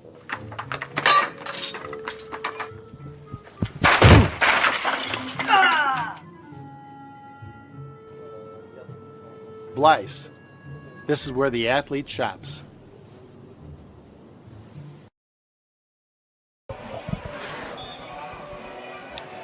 Welcome back to Football Night on the Regent Sports Network, getting ready for the third quarter between Lake Central and Hanover Central. It's a good night for football here. Leo Staudaher, Tony Madrino with you here as we have Clint Klaus running the show as our producer, Miguel Glenn capturing all the action on camera, our management team making things possible, executive producer Chris Ramirez, operations manager Rich Castillo, and sports director Mike Dewan, as we will take a look at the Friday night forecast, which is brought to you by our friends at Economy Electric Heating and Cooling. Tonight's forecast in St. John, as I've been saying, it's great late August football weather here. 73 degrees as now sunset has taken effect. There's still some light winds blowing in, but overall not too humid. A good day for football as we've seen both sides with a lot of highlights on either side of the ball. That's the game night, the Friday night forecast brought to you by Economy Electric Heating and Cooling, keeping you cool in the summer and cozy in the winter. Hanover Central will receive the ball on the kickoff, so they lead by 4, and they could try to build on that lead with a strong first possession. Yeah, you want to come out and set the tone. You're up. You know, you got a great first half. End of the first half, you scored, and coming off that, just continue to ground and pound, and that'll open up the air. As we've seen too for Hanover Central, they've had 3 running backs. But we've seen 2 touchdowns from Giglio, but then you've also seen DeRay Carter and Davion Rivers both be able to be solid out of that backfield too. So when you have 3 steady options at running back combined with a experienced senior and tool in the backfield. That seems to be a lot of threats for this team to try to add to this lead. Yeah, for sure. And, I mean, Lake Central secondary is doing a great job kind of holding those big passes downfield. And, you know, they're doing a great job. Tool last week, 11 for 14, 156 yards with 3 touchdowns. And, you know, he kind of threw it around a little bit against Michigan City. So, I mean, you haven't really seen that much this week against, you know, this secondary. But, like you said, Giglio and those 2 other, you know, running backs, they're doing a great job and, you know, putting their head down and just running through the line. Yeah, I think some standouts on that defensive back group from Lake Central. We've seen Xavier Green with a few nice pass breakups. Jacob Turley, a linebacker, dropped into coverage a lot, has had some big hits. Brody Ramirez and Brady Vance, the outside linebackers, have done a good job as well. So Lake Central keeping in check. And then on the defensive side, too, for Hanover Central, we've seen a lot from Corey Hazley at inside linebacker, and then Jackson Cottedy, the outside linebacker. They've seemed to, when they've been able to throw Lalich off his game, it's been from that pressure from the edge that's been able to accelerate the time on some of those passing plays. Yeah, for sure. And then, I mean, Hanover Central secondary, I mean, they got their hands full with Verda. I mean, you've seen number 1 guarding him, Valiska. I mean, he's had great defense on him as well. But, you know, with a threat like Verda, I mean, he's just catching everything. I mean, he's, you know, and, you know, they put number 6 on him as well, Jacob Furco, and, you know, he kind of shut him down towards the end of that first half and, you know, kind of help, you know, prevent that touchdown in the end zone. So that's kind of what you want to see. They're finding ways to, you know, shut down these big plays, and, you know, that's what Coach Bartolomeo harped on this week is the team needs to limit big plays, execute their schemes, and, you know, the no penalties or turnovers. I mean, they're doing that to an extent, but, you know, the second half comes, you know, he had a great halftime talk, both coaches, and let's see what they come out with in the second half. So we will see Lake Central looking to drive the kick deep, Hanover Central looking to turn. Lake Central wearing black helmets with chrome blue decals, royal blue jerseys with black numbers outlined in white, blue pants with a black stripe down the side. Hanover Central in all white uniforms, white helmets with white face masks, a Columbia blue stripe on the helmets, white jerseys with Columbia blue numbers, some stripes on the sleeves, white pants with the blue stripe down the side. It'll be Michael Denny looking to hammer this one downfield. A pair of returners back for Hanover, Ben Baswell and Jacob Fairco. We'll look to get a good run on this one as the third quarter about to begin here. It's a good night for football here on the Region Sports Network. Week 2 action taking place. The 7th-ranked Hanover Central Wildcats leading over the Lake Central Indians. Denny gets the run towards his kick. Sends it shoulder height into the second row. It skips out of the hands of Rivers, where now Fairco will have to pick it up, and then he is brought down at the 26. So maybe not what the Wildcats were expecting there, but they were able to weather the storm and will take the offense onto the field. Yeah, nice kick right there. A little bit over that up man's head, and, you know, kind of they didn't know what to do when the ball was on the ground, and at that point you just kind of jump on it. I don't know if that was a smart decision by Fairco to, you know, kind of pick it up and try to run. Right. They're coming in hot from that kickoff team. So Wyatt Toole brings his offense back onto the field. Dominic Giglio is at running back. Anthony Lehman at tight end. Cameron Andrzejewicz, Jeff Resney, and Jacob Fairco at receiver. The offensive line from left to right. Wyatt Ross, A.J. Gill, Jack O'Connell, James Tarzan, and Tyler Cozy will be protecting the quarterback. There's motion from right to left. They hand it off to Giglio. He lowers the shoulders, keeps breaking through contact, takes it towards the first down marker. A nice physical run from Giglio, just shy of the first down. Second down and, well, less than a yard, I would say. Oh, they're going to give it to him. Yeah, looks like it will be enough for a first down. They will move the chains. The Lake Central defense led up front by Isaiah Alvarez, Jake Jones, Matthew Wasayak. The linebackers, 5 of them, Brody Ramirez, Jacob Turley, Nizer Musley, Jack Yeager, and Brady Vance. It's a handoff to Giglio. He drives forward, is swarmed at the line, will pick up a couple yards there. Xavier Green and Nathan Benitez, the corners for Lake Central, and Anthony Peters plays safety. Great stop right there from that Lake Central front. Big, nice hold on gain of a half a yard maybe, and that's what you want. You want to stop Giglio from getting past that initial front and, you know, exploding out in the back the second half. 2nd and 9 from their own 37. The Wildcats have two receivers split out to the left side. Toole is looking left, throws it to his man downfield, gets it to Elliott, and then Elliott will drive towards the Lake Central sideline. So he was open in space, so was able to step forward and gets the first down. Yeah, nice defense right there by number 12, Kyan Fentress. Great catch by number 12 as well for Hanover Central, Micah Elliott. So after the pickup through the air from Toole to Elliott, they will move the chains a little bit further. 1st and 10 from their own 48. Hanover sets the ball near the left hash mark, approaching midfield. Toole puts a receiver in motion. That's Resney. It's a play-action play. They get it to the tight end, Lehman. He breaks through and gets tripped up near the 45, just in front of the Lake Central sideline. And that was Kyan Fentress on the tackle there, just able to slow the momentum of the 6'3", 230-pound tight end, Lehman. Yeah, Lehman's a big guy back there, hiding right behind the offensive lineman right there, a little up back, it seems, as you know, he's kind of leading Giglio as well on the runs, and, you know, that's what you want. Get behind the big guy and let him lead you to the promised land. That's the way to do it. 2nd and 1 now from Lake Central's 43. They put Lehman in motion, hand it off to the running back Giglio. He takes it forward, carries a defender with him, and gets sent tumbling down to the 36. Giglio able to move the chains with another first down for the Wildcats. Yeah, I believe that was number 48, Nazir Muzlela.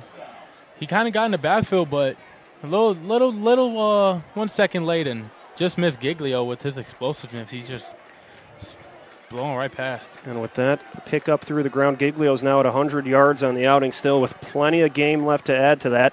10 minutes left. It's a pop pass to Resney, the tight end. He carries it forward to the 35, where then he is angled out of bounds. So some motion, and then they just drop it a couple yards forward to Resney, who was at receiver, and then sent in motion, takes it to the right for 5 yards.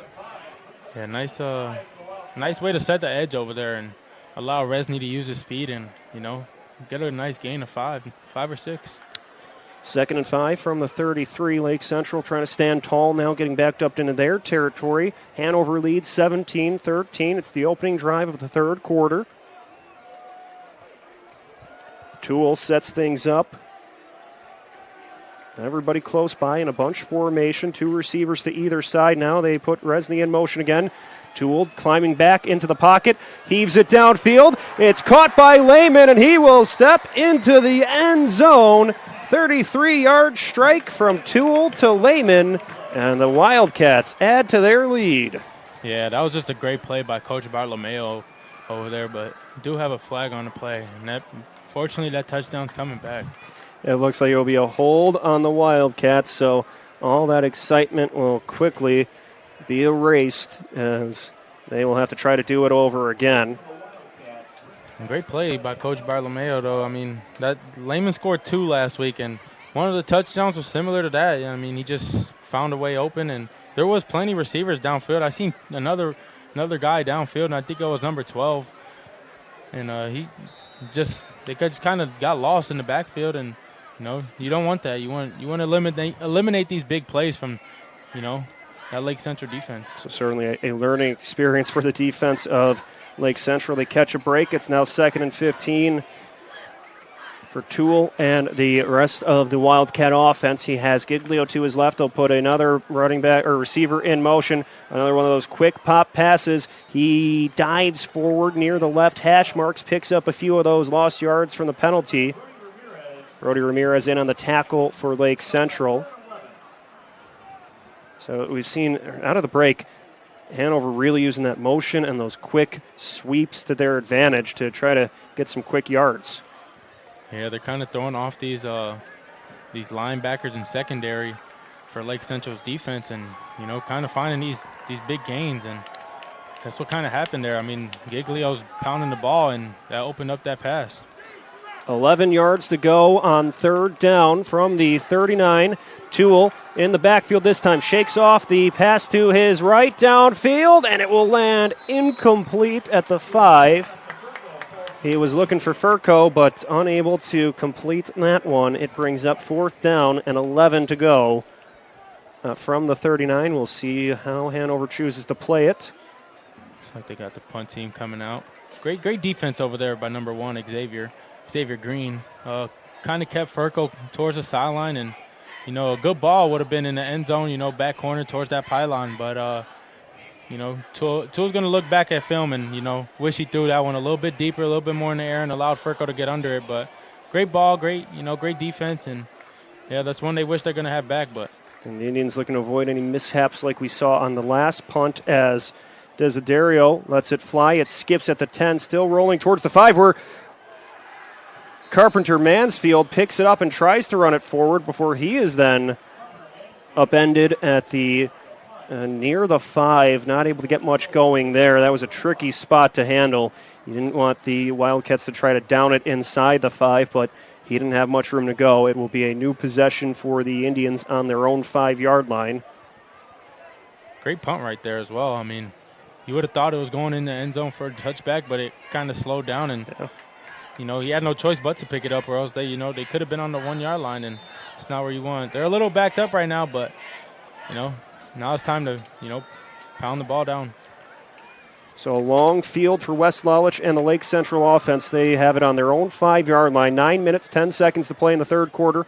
They'll hand it off to Watson, the running back. He has room on the right side. Gets past the 10, still going at the 15, and will be angled out of bounds near the 25. So it was a quiet running game for the Indians in the first half, but Kenny Watson with a 18-yard pickup makes it a first down for Lake Central. Yeah, great bounce out right there. He looked to go left, and nothing was there. It was all clogged up. Great hole by the front, and just sneaked out the backfield.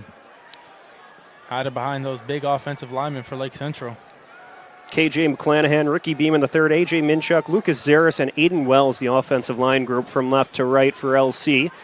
Play action pass. Lallich throws to his left, gets it to Carpenter Mansfield. He has room to go. Boogies through the middle of the field, gets towards the 35 where he's eventually stopped. But a nice play on the play action pass from Lallich to earn another first down. Yeah, that seemed to be working well for them. That nice RPO with a strong arm from Lallich. I mean, that's going to be the biggest threat that Lake Central has, is that strong arm from Lallich. And, he's looking great out here. He's reading the defense well, and, he's kind of picking them apart. Just got to get this run game going. Lallich saw some action, split time with Cameron Reddick last year as a sophomore before going down with injury. Now takes over the full-time job. Another play-action pass, this time towards the logo, but it is incomplete. Looking for Carpenter Mansfield again, but he was well covered on the play. Incomplete. It brings up second down. Looked like Hazley in on the coverage, not letting much develop there. Yeah, great defense, great ball. He almost had it. 2nd and 10 from the 36, but Lake Central trying to open up this passing game here as they drive downfield, trailing by 4 points. Lake Central lost a heartbreaker last week in a wild game against Munster, falling 37-35, while Hanover, a 28-10 win against Michigan City. The Wildcats facing another Duneland Athletic Conference opponent team. Lallich on second down will hand it off to Watson, and he is swallowed up behind the line of scrimmage by multiple Wildcats. Corey Hazley leads the party in the backfield with that tackle for a loss. Yeah, Corey Hazley's a hard-hitting linebacker right there. Great reads, and he just flew right through the gap and made that tackle in the backfield for a nice tackle for loss. 2-3 yards right there, and he's a linebacker, with that neck pad sitting back there behind the helmet. Yeah, a bit of a throwback look there with the gear, and he's an old-school linebacker for sure. 67 tackles last year, 22 of them for loss. He had 6 tackles last week, 2 for a loss as well, and adds another TFL on that play. 3rd and 13 to go here. We'll see what Lake Central can draw up from their own 33, but not yet. We will have a timeout taken by Lake Central. And Friday Night Smiles are powered by Ethos Dental Group. Whether you're cheering from the stands or watching right here on RSN, Ethos Dental is proud to support our local teams and communities. Ethos Dental Group, keeping the region smiling every Friday night. And so now 3rd and long to go here. This could be a big swing in the game here for Lake Central. If you could convert it and keep driving downfield, they could try to answer back. Or for Hanover Central, if they could get a stop here, get Wyatt Toole and the offense back on, they could extend their lead. Yeah, I mean, 3rd and 13 right here. Definitely got to keep an eye on Frankie Verda over there. 6'2", 165 senior, committed to Grand Valley State. Got to know the ball is going his way, or at least looking his way. That also opens up these other receivers. 7:44 left to go in the 3rd quarter. Lalich has 2 receivers split out to either side, and they were a little too excited to go there. It looks like we'll have a false start on the offense. So things go from bad to worse for Lake Central here. 3rd and 13 turns into 3rd and 18, and that changes what you draw up here with 3rd and some distance to go before you can get another set of downs. Yeah, I mean, know the sticks as well. I mean, 15 yards, nice little, comeback route. Get a couple yards and, find the sticks. Nice out route. Try to get upfield a little bit. Mansfield, he's been another target for Lalich right here. So Lalich and the Indians will try it again. The backfield is quickly swarmed by with Wildcats, and Lalich lets go of it. Throws one incomplete. That might be, there's a flag thrown. We could see potentially an intentional grounding here as Lalich wasn't able to get that too far downfield and trying to escape the pocket, but the pocket was quickly evaporating there. So that does not help the case for Lake Central here. Yeah, that's what you want right there from the Hanover Central defense. You don't want to give Lalich that time that he needs, and because he's going to find somebody downfield, and he can cause some damage with that arm. So penalties and a tackle for loss proved to be costly for Lake Central here. They will have to bring the punt team back onto the field. Michael Denny will try to launch one far and away to make things difficult. Looks like it'll be Rocco Bonato to return for Hanover Central. He'll be stationed near his team's 45-yard line. The ball will be at the right hash mark for the long snapper, Thomas Romelli. He gets it as Denny lets one fly towards the 50 where the catch will be made by Bonato. He's going to take it, has room to go, goes through the middle, and then he will be twisted down at the 41, 42-yard line thereabouts with 7:27 left to play in the 3rd quarter. That's what you want to see from the Hanover Central defense, getting a big stop right there, especially after, coming out, pretty strong after the first half. And, now it's time for they scored, actually, and, that's what you want right here. Yeah, good field position, too, for Toole and company. And that stems from that punt where they were able to pin Lake Central inside their own 5. So you don't let them get much going and then get a favorable punt return. And just like that, they're cooking actually now at the 40. So 40 yards to go here in the 3rd quarter. Toole calls for some motion from a receiver at the right. He will then hand it off to Giglio. He spins past one tackler, keeps the legs moving, and gets about 3 yards on first down. Yeah, great read right there from that linebacker. Try to throw his eyes off with the motion and just met him right there in the backfield. 2-yard pickup for Giglio. He had to earn it, though.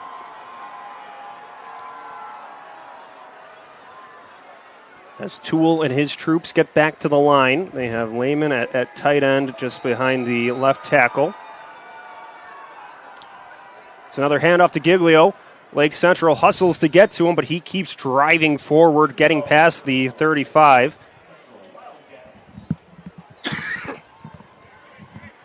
Great push up there from the big boys up front for Hanover. Left side, it's kind of been their money way to go, is that strong side is the left side. 3rd and 5 now for the Wildcats. They need a handful here, trying to see if they can get something to develop with a little bit under 6.5 minutes to play in the 3rd quarter. They lead by 4. Toole connects with his receiver on the left side. He gets towards the 30. Cameron Andrzejewicz with the reception. He will be just short of the first down, 4th and a yard to go. It looks like they're going to keep Toole and the rest of the offense on the field here. Yeah, this is where you need your crowd right now is get loud, disrupt this offense, and, disrupt that play call. Giglio at running back next to Toole in the backfield. Lake Central stacking things up at the front. Toole gets past one linebacker, but there's more friends waiting. He's stopped in the backfield by a host of Indians, and it'll be a turnover on downs. And that's what it took is, you heard the crowd a little bit. They kind of pumped them up, and, you got the tribal chief down there with the hat on and kind of got the crowd going, and, that's what you need. They're high school kids, and the high school friends are in the stands cheering for you. You want to make them proud. You want them to get louder, and, that helps. Big stop right there for the Lake Central defense. A big stop on their own 32-yard line will bring Lalich and the rest of the offense back onto the field. We'll see what they can do here as they trail 17-13, 5:35 left to play in the third quarter. Low snap, Lalich on play action. Throws one to Carpenter Mansfield. He's got room to go. Still going to the 45, where he's eventually tripped up. Lalich had to make the most of that one. The snap was low. The pocket was collapsing. That play took a while to develop with the play action, but he was able to get rid of it in time for the first down. Yeah, great throw by Lalich. 6-foot frame, 185. He's able to send that pocket, take a little hit, deliver the ball to Mansfield, who, having a big game as well. Yeah, the wide receiver, the sophomore receiver, Jaden Carpenter Mansfield, has shown a lot here in this receiving game for the Indians. 1st and 10 from their own 45. Lalich on play action spikes that one into the turf. Was looking for his receiver, Will Bolden, but just couldn't quite thread the needle to him. So that brings up 2nd down. Lake Central driving the nose of the football on the 45-yard line, still in their own territory, but approaching that midfield logo.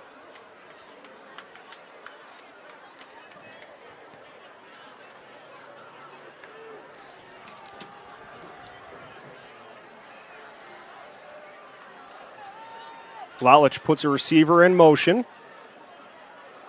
On a delayed handoff, gets it to Watson. Watson still has room to go. Cuts into Hanover territory. Then he is brought down as he gets past the 45. He gets the first down and then some. Kenny Watson gets the Lake Central offense driving into enemy territory. And there you go right there. That's what you needed right there. I think that's their first big run play of the game, other than, Lalich scrambling out the pocket. But, maybe that motion right there threw off the defender's eyes and opened up that nice big gap, and, Watson found the hole. Yeah, we saw that 18-yard pickup from Watson on the last drive, but then they couldn't get much after that. But now he's able to kind of flip the field, gets them to the opposing 44 with 4.5 minutes left to play in the third quarter. Watson now stands behind Lalich, who's in the pistol. 3 receivers to the left. It's a handoff to Watson. He jukes his way to the right side of the line, gets just maybe back to the line of scrimmage before getting brought down. He didn't have as much room to work with there. Gets about 2 yards, though. Yeah, number 36, C.J. Jones, another 5'10 sophomore. He's kind of putting his head down, kind of a little bounce out right there, but a little 1 yard rough gain. And that's what you want from your backup running back is come in and try to get these tough yards and give your your running back a nice little break. Yes, you have Watson, the junior, Jones, the sophomore, both with some gritty plays. Here's a high pass towards Carpenter Mansfield on the screen. That was a bit overserved as he had to jump up to try to catch it and couldn't quite haul it in. So it's an incompletion that brings up 3rd and 9. Nice play call right there. And, these plays are going to start opening up. The more that they get this run game involved, and it's going to start opening up the pass, and that's what you want. As long as they could get this run established, that's going to open up the pass, and that's their their go-to is finding these receivers who are threats. Mansfield is a great receiver. And of course Frankie Verta is just somebody you got to find. 3rd and 9 for Lake Central on Hanover's 43-yard line. They're chasing 4 points here. 3:44 left to go in the third quarter, but there was it was either going to be a delay of game or a timeout. A timeout taken by Lake Central. Now they have to be careful here. They've burned 2 timeouts already in the third quarter. So we will step aside with them as well. Hanover Central leads 17-13. You're watching Football Night on the Region Sports Network, the only game in town.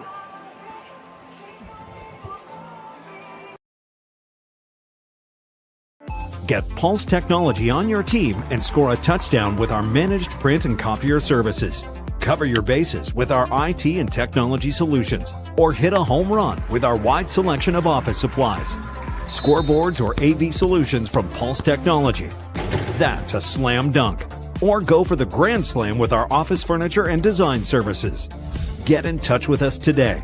Pulse Technology, powering Indiana business since 1919.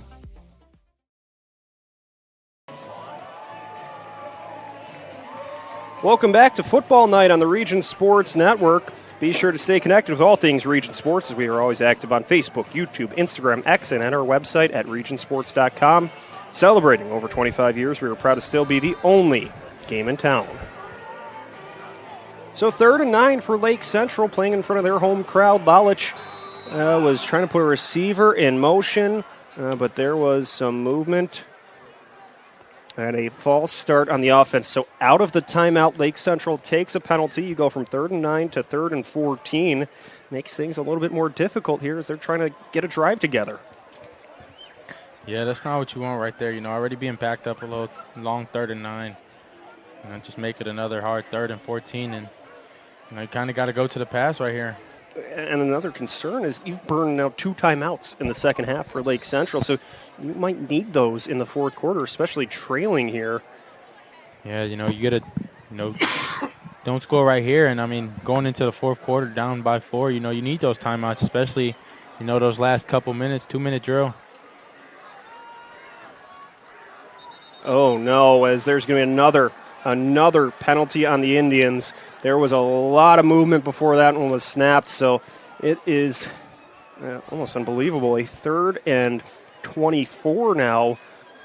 What was a once promising drive now has been impacted by penalties. Yeah, something's going on down there with the play calls. And they're back now on their own 47. They need to get it to the opposing 34. Yeah, long way to go, and there's only one person to look to this way, and this deep. It's Mr. Verda. So we'll see what they do here. 3rd and a ways to go. The pocket's collapsing. Lalich has to get free. He will not. He is swallowed up in the backfield and sacked. He is dropped at the 46.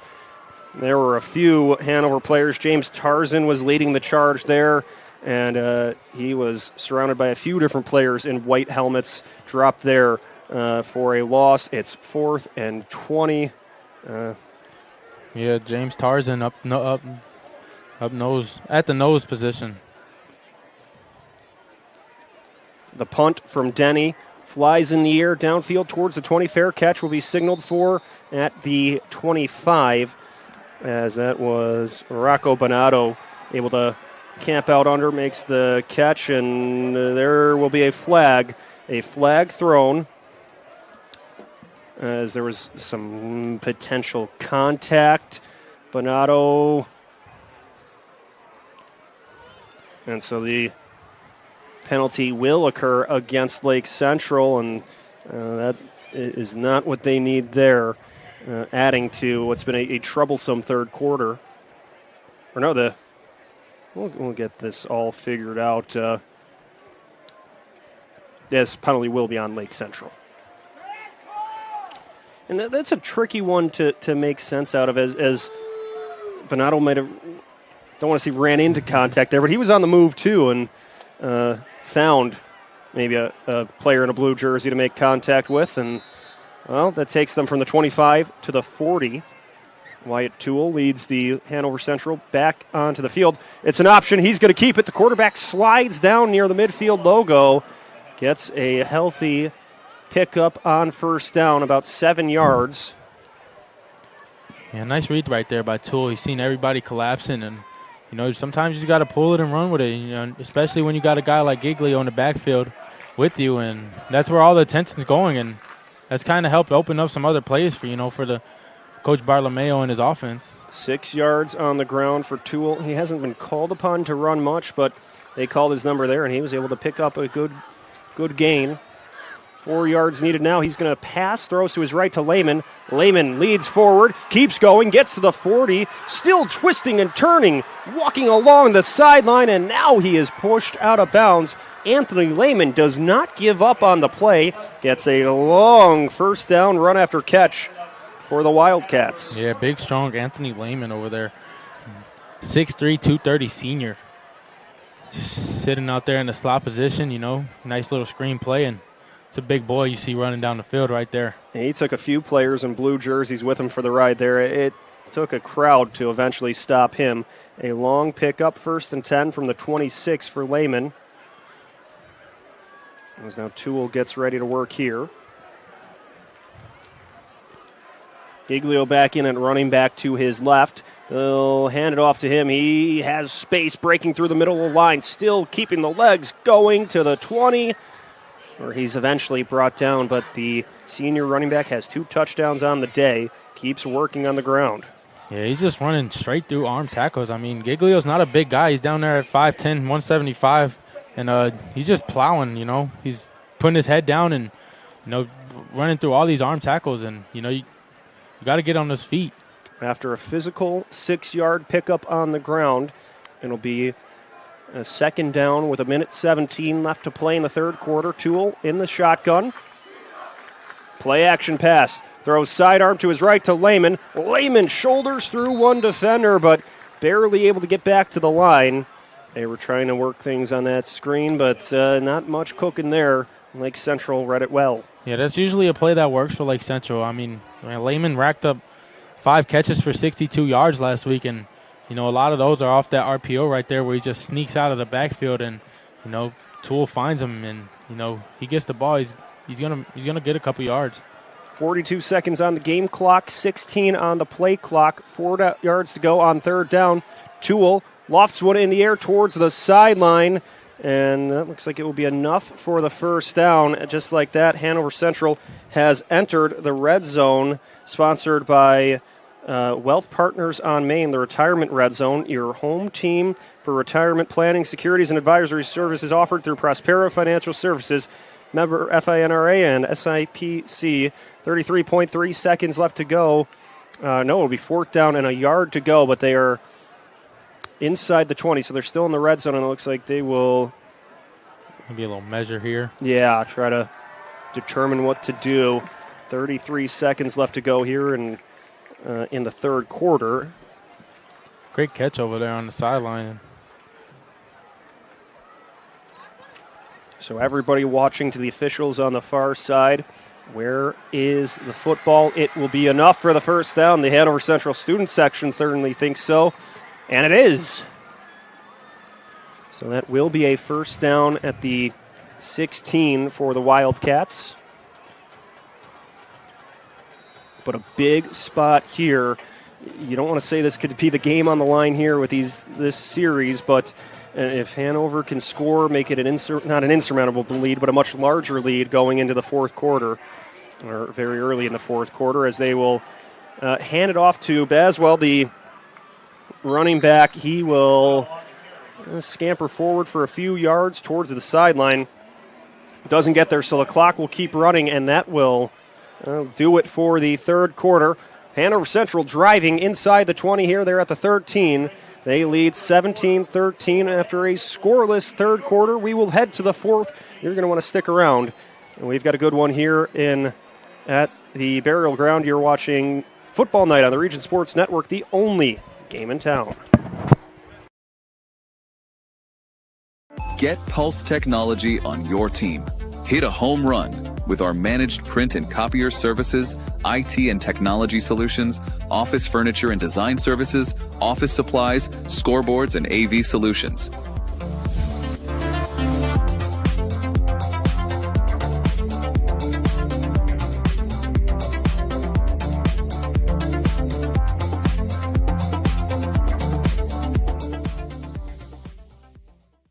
Strachan Van Til for the win with 4 ways to save. Catch price drops on over 15,000 items and check the weekly ad for can't miss deals. Stack on the rewards program for digital coupons, points toward discounts and free products, and power up with our own brands. Keep your budget in the safety zone. Get the same great taste as national labels at lower prices. If you can't taste the difference, why pay the difference? Score big value with 4 ways to save at Strachan Van Til.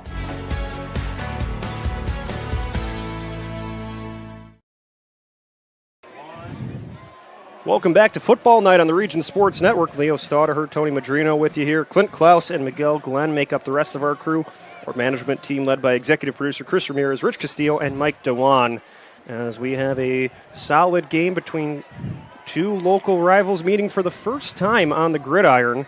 Toole with a pop pass to Bonato as he tries to take it to the left side, turning the corner, and he'll be brought down for a pickup of about 2.5 yards. Makes it third and manageable. Yeah, number 22 in on a tackle right there. I believe that's Ramirez. Yeah, he's had a busy day at his linebacker position, a multi-year starter for Lake Central, and he gets a big tackle on second down now, third and a handful from the 11. Let's see what the Wildcats draw up here. They have 2 receivers split out to the far side at the right. They will go play action. Toole heaves it towards Lehman. He bobbles it, hangs it on, was able to reel it in. That was he kind of knocked it down with his right hand and then was able to grab it and just squeeze it with the left. And maybe not how you draw it up, but Lehman is able to pick up 3 yards there. It's 4th and 2. Now for Tony Bartolomeo and the Wildcats, big decision. They lead by 4, and they will take a timeout to think it over some more. With 10:51 left to go in the fourth quarter, it's a big swing here, especially for Lake Central. If you can hold them to just 3 points, it's maybe that bend but don't break mindset. But if they go for it and can punch it in, that makes things a lot more difficult if they allow a touchdown in this spot. Again, one of the biggest points in the game, plays in the game, could be right here. Yeah, for sure. And like I said multiple times, you want this crowd to get into it. I mean, the louder they get, the harder it is for that offense, to make those play calls. And, that's all it comes down to, whether they can get a snap off. And we've seen from the Lake Central offenses, they got a couple penalties and was already back 15 yards. And, that's what you need right here, especially, 4th and 2 on the 8-yard line. This could be either bend or break moment for this Lake Central team. Ordering groceries has never been easier with online shopping at Strachan Van Til. Save time and money, in-store sales prices, pickup or delivery, online coupons, rewards points, and more. Shop StrachanVanTil.com today. 4th and 2, and the Wildcats keep the offense on the field from the 8-yard line. Toole in the backfield has Baswell to his right. 2 receivers to the right side, 1 to the left. The lone man on the left. He will throw it his direction. It's to Furco. He's got room to go and will step into the end zone. 8-yard touchdown for Jacob Furco. 4th down. They needed 2. They get 8 and add 6 to the score. Yeah, great play call by Coach Bartolomeo. And, I mean, when you got a strong arm quarterback right back there with, Wyatt Toole, he just put it right on the money and got them 6. Now we await the PAT. The kick is up, and the kick is good. Makes it a 24-13 lead for Hanover Central here in the fourth quarter. You're watching Football Night on the Region Sports Network, the only game in town. Hi, I'm Crowd Company's Lantern Man. If you're a contractor, it's my job to make your insurance coverage simple and affordable. Because I know time is money, I'll come to your business. Certificates and bonds are a snap. Wherever you are, whatever business you're in, we've got you covered. As Crowd Company's Lantern Man, I'm your insurance superhero. Crowd Company's insurance professionals. Highland, Merrillville, and Michigan City. Thinking about what to do after high school? Consider a career with Boilermakers Local 374. As a Boilermaker apprentice, you'll earn while you learn. We offer excellent wages and benefits, and as part of our no-cost hands-on apprenticeship program, you'll learn from the best in state-of-the-art training centers and on the job. Become a union Boilermaker and get on your way to a great career. Find out more, visit www.local374.org or call 219-845-1000. Welcome back to Football Night on the Region Sports Network as this kick will skip through the end zone for a touchback. So now with Hanover Central leading 24-13, 10:45 left to go in the fourth quarter. The Lake Central offense has some work to do here. They need points on this drive. What would you like to see from them as they have a long field to go here, trailing by 11? Yeah, I mean, wasting those 2 timeouts could cost them, especially now. We're kind of seeing how the game's playing out, and, now they're down 2 touchdowns, So now that you want to run the ball as much as you can, to try to get downfield, but you kind of got to, air it out now, and no better man, to do it other than, Wes Lalich back there, and let's see what they could draw up right now. Yeah, Lalich has been through for almost 200 yards in the first half. It was a scoreless third quarter, but then Hanover was able to add a touchdown to open the fourth, and now Lalich will try to answer. Lone man in the backfield. He's rolling to his right, just tosses it forward, and the ball is loose. Was it caught? That might be an incomplete pass. He just kind of heaved it forward. That wasn't your traditional overhand pass. That was just almost a shovel pass, almost a chest pass, just tossing it forward. But anyway, it's incomplete, and we'll set up for second down. And certainly Hanover Central bringing the pressure, trying to make things uncomfortable for Lalich in the backfield. We've seen he's got a strong arm, and you don't want him to feel comfortable back there and have a lot of time to scan the field and make something happen. Lalich in the pocket, throws to his left, connects with his receiver Sharp, who then gets pushed into the sideline. Seems as if they kind of, let loose a little bit on that pressure right there, and he sat in that pocket and delivered a nice strong throw. And it's kind of hard to guard that in this, especially in this stage. You need to put pressure on him. Hanover's up 11. Maybe it is time to put a little pressure on him and make him make a bad throw, which has been hard, as all his throws have quite literally been on the money. 13-yard connection from Lalich to Sharp sets up for 1st and 10 from their own 33. They'll go to the air again. Lalich rolling out to his right, throws towards the logo and nearly intercepted. That skips into the turf, incomplete. He was looking for Carpenter Mansfield, the defensive back. It looked like Fairco was making that difficult, and it'll be an incompletion. Makes it second down. Yeah, great defense right there. Almost came away with it. And I believe that was number 5. Yeah, Ben Baswell right there on the coverage. And this secondary for Hanover Central is kind of buckled down the second half, and kind of making a strong statement right here. It's been a scoreless second half so far for Lake Central. We'll try to change that now on second down. Lalich finds Verda on the left side. Verda walks along the sideline towards the 50, gets shoved out of bounds. So Frankie Verda has been the man they've gone to when they've needed some yards, and he delivers again, picks up a first down for Lake Central. Yeah, you can tell Hanover Central's, they don't want to give up that deep ball, and that might need to be something that, this Lake Central offense is picking up on, and, just keep attacking this short game. These nice yards, they've drained 1 minute, so looking nice. Verda picks up 14 on that play. Another passing play. Lalich to Verda again. This time he is brought down at the 45, but Verda answers back-to-back receptions for the senior receiver. I mean, that's their bread and butter right there. Now you might get a chance at going deep right here. These defenders are going to play a little bit closer. Maybe Verda goes over the top on one. He has the hands, go up and get it. An 8-yard pickup for Verda there makes it second and short. Moving into Hanover territory, they put a receiver in motion from left to right. Lalich running out of time, throws, was looking for a man on the right side was looking for Bolden, but time was running out for him, so he had to get rid of it, and it was incomplete.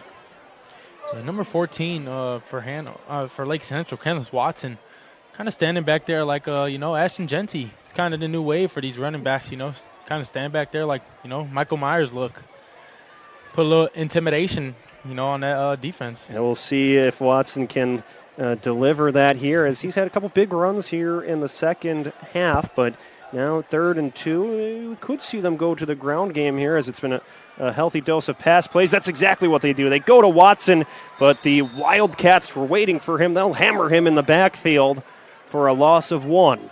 Yeah, great read right there by Corey Hazley. Just met him right there at the line. And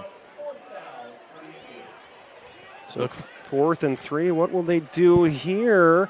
They're switching up the personnel. Not sure if they're sending. They're keep bringing guys on and off the field. I'm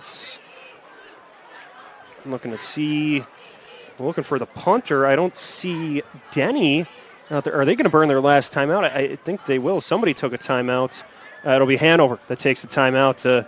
So maybe a break there for Lake Central, as 4th and 3 with 9 minutes to go in the fourth quarter. They'll get to evaluate things in the huddle again. So 2 timeouts remaining. The scoreboard reads 1 timeout for Hanover. But either way, both teams have used some of their allotted timeouts already, with just under 10 minutes remaining in the fourth quarter. But for Lake Central, is this a spot where you can't afford to punt? Down by 11 points with 9 minutes to go in the game.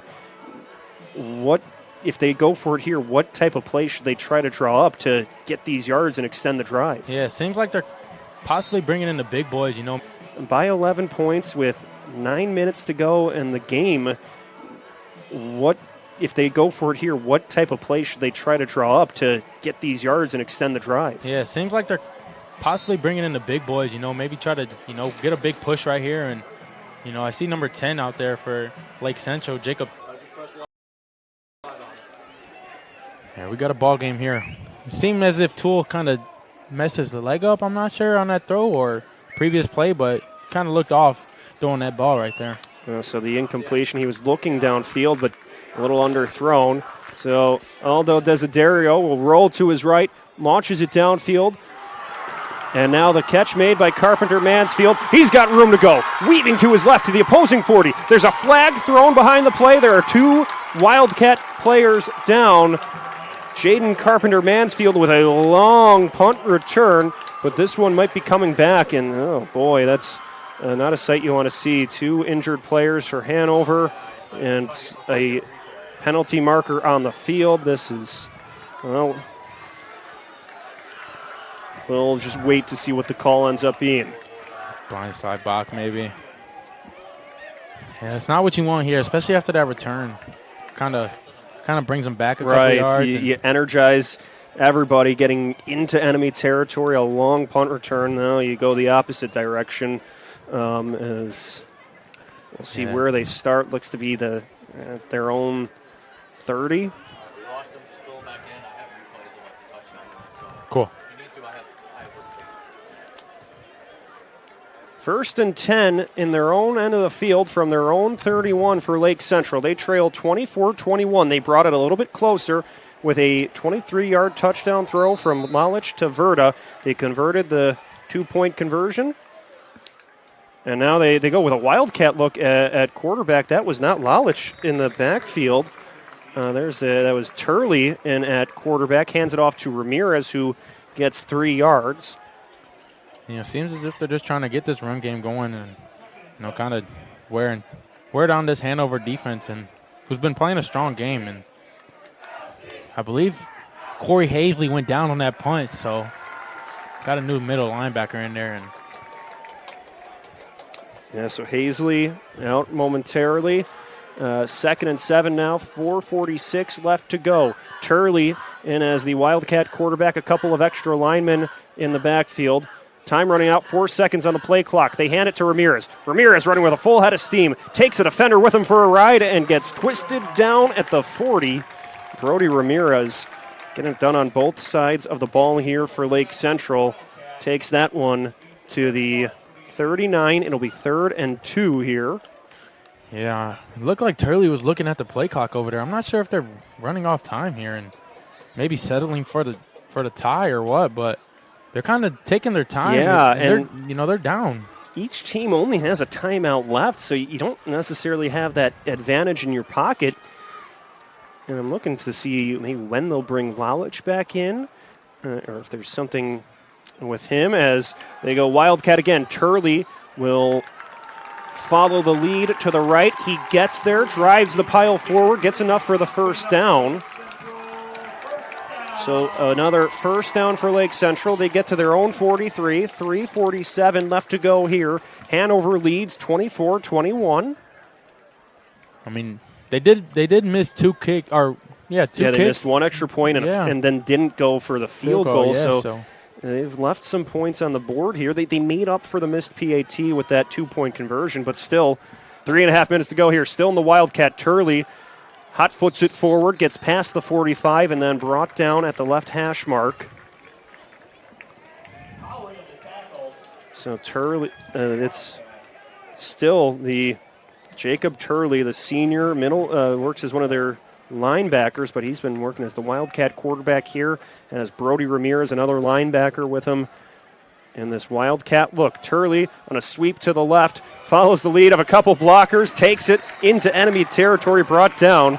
Turley not exactly surging forward with speed, kind of with that patient look. He's got a lineman with him in the backfield. That looks to be Ricky Beeman, the third, the 6'5", 330-pound senior. So I think it's just kind of, hey, you lead the way, I'll go behind you, and it's been working so far. 1st and 10 from Hanover's 46. 2:53 left to go in the fourth quarter. Lalich back in at quarterback, hands it off to Watson. Watson turns it upfield, but he is met at the line by the Wildcats. And there were a few Wildcat defenders waiting for him. They stop him and bring him back for a loss of 1. Yeah, Big James Tarzan up there at the nose spot, just getting in the backfield and disrupting these runs. He's had a great night, and he's kind of limited these big runs. That could have bounced out or even cut back in for a nice game, but instead it was for a tackle for loss. 2:20 left to go. Lalich looking left, rolling. There's trouble in the pocket. He's got to get rid of it. Calls downfield, lets it fly, and it goes into the sideline. And then he takes a big hit at the sideline. And so what do we have here? Any penalty marker? Yeah, we got a late hit or roughing the passer. Yeah, so Lalich definitely a late hit. Got rid of it and then took a pop near his team's sideline. There was a crowd around him, and this is one of those spots now as the emotions start to rise. You want to make sure cooler heads prevail, and it is a roughing the passer penalty. That's a costly one for the Wildcats. Makes it a first down for Lake Central now with 2:09 left to play in the fourth quarter. They're driving here at the Wildcat 32-yard line. Hanover leads 24-21.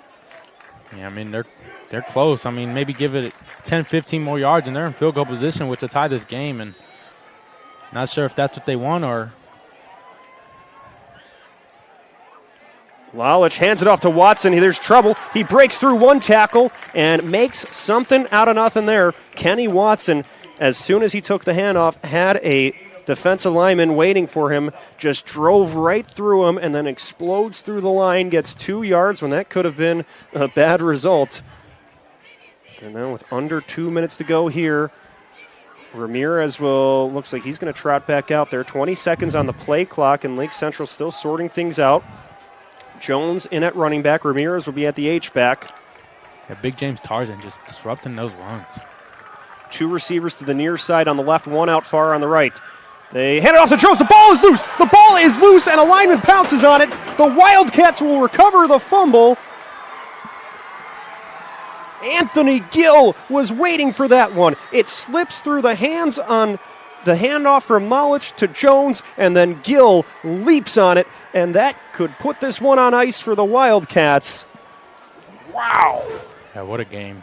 I mean, it's a costly mistake right there. I mean, I'm not sure if Lalich wanted to pull it for the run. Maybe he saw something on his backside, and I don't know, just just a funky play, and kind of went in their favor for Hanover Central over there. A tough one there, and the Wildcats, and with Lake Central only having one timeout remaining, it's going to be tough to try to get this ball back. We'll see with Toole and Giglio in the backfield if they can get a first down. They'll take the knee, and this should really be all they need. Is with the time left, 1:22. A wild game here at Lake Central, and it looks like Hanover will be able to hang on, get the win 24-21. And let's maybe zoom out a little bit for the Wildcats. They were 4-6 last year, but won 9 games in 2024, 11 wins in 2023. They're trying to get back to that standard, and you go and beat 2 Duneland teams. That's a big way to do it. This would be their second ever meeting with a 6A opponent. They beat Portage a few years ago, and look to be on their way to improving to 2-0 against 6A teams. Yeah, for sure. For this Hanover, probably in this victory formation, and Toole's just going to, take a knee, close this game out. And, this is, the new era of Hanover Central. They're no longer the big school in the little conference. They were in the GCSS, I believe, or the Greater South Shore Conference. And, now they're, in the bigger conference, I believe, in the NCC. Yeah, and, so that'll be interesting to see where they stand with the pack in the NCC. Hobart looks very good this year, and we've seen a few other big performances, and this Hanover group showed a lot of grit today. There were certainly mistakes for both teams on either end of the ball, but it was the Wildcats who were able to get a fortuitous play to go their way. That fumble, A.J. Gill with just landing on it, and one more knee from Toole. This looks like it'll be all they need. 38 seconds left to go here, and what a game it was. A back-and-forth game, and one more knee. The Wildcats get it done, defeat Lake Central 24-21. There were it was a back-and-forth first half, and then the second half didn't see a whole lot. Scoreless third quarter, and then the fourth quarter brought a lot of action, but it was the Wildcats that were able to hang on and get it done here for a big non-conference win. Yeah, for the Lake Central Indians, they got to keep their head up on this one. Hard-fought win versus a tough opponent in Hanover Central. They have a great program over there, being coached by, Tony Bartolomeo, and he's got good things going on. This is a great start for them, 2-0 now in the NCC against 2 tough opponents in the DAC. The Duneland is, that's the toughest conference around here, and they're on the right way. And, now they're going to go into conference play and, look to put a statement into that conference. Definitely. And for Lake Central, a quick thought on them, 2 heartbreaking losses. Since there's the cliche, you are what your record says you are, but when you're 0-2 and you've lost 2 back-and-forth close games, this is kind of that point in the year where you want to correct those mistakes and make sure you do play a complete 4 quarters when you get to Duneland play. Yeah, for sure. I mean, they're looking good, though. I mean, this is a huge team difference from last week. And, when they played Munster, they kind of, just laid down in the second half. And, especially the defensive-wise, they put up, I think only gave up a touchdown in the second half. And, a big difference in the way they played, and they look good, and they need to keep their head up. And the offense over there is rolling, so defense looked great this week, and I can't wait to see how they play the rest of the year. So we will step aside. We will come back and hand out some of our post-game awards, and then wrap this one up. Hanover Central defeats Lake Central 24-21. You're watching Football Night on the Region Sports Network, the only game in town. Get Pulse Technology on your team and score a touchdown with our managed print and copier services. Cover your bases with our IT and technology solutions, or hit a home run with our wide selection of office supplies.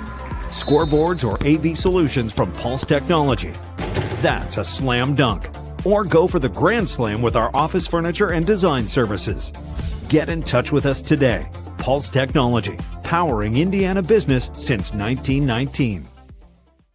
Strack and Van Til for the win with 4 ways to save. Catch price drops on over 15,000 items and check the weekly ad for can't miss deals. Stack on the rewards program for digital coupons, points toward discounts and free products, and power up with our own brands. Keep your budget in the safety zone. Get the same great taste as national labels at lower prices. If you can't taste the difference, why pay the difference? Score big value with 4 ways to save at Strack and Van Til.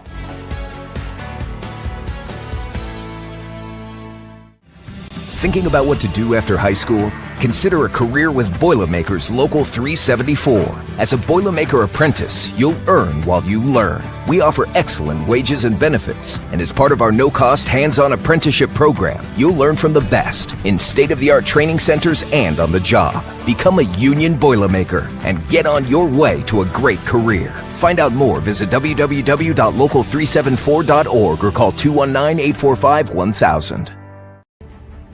Hi, I'm Crowell Company's Lantern Man. If you're a contractor, it's my job to make your insurance coverage simple and affordable. Because I know time is money, I'll come to your business. Certificates and bonds are a snap. Wherever you are, whatever business you're in, we've got you covered. As Crowell Company's Lantern Man, I'm your insurance superhero. Crowell Companies, insurance professionals. Highland, Merrillville, and Michigan City.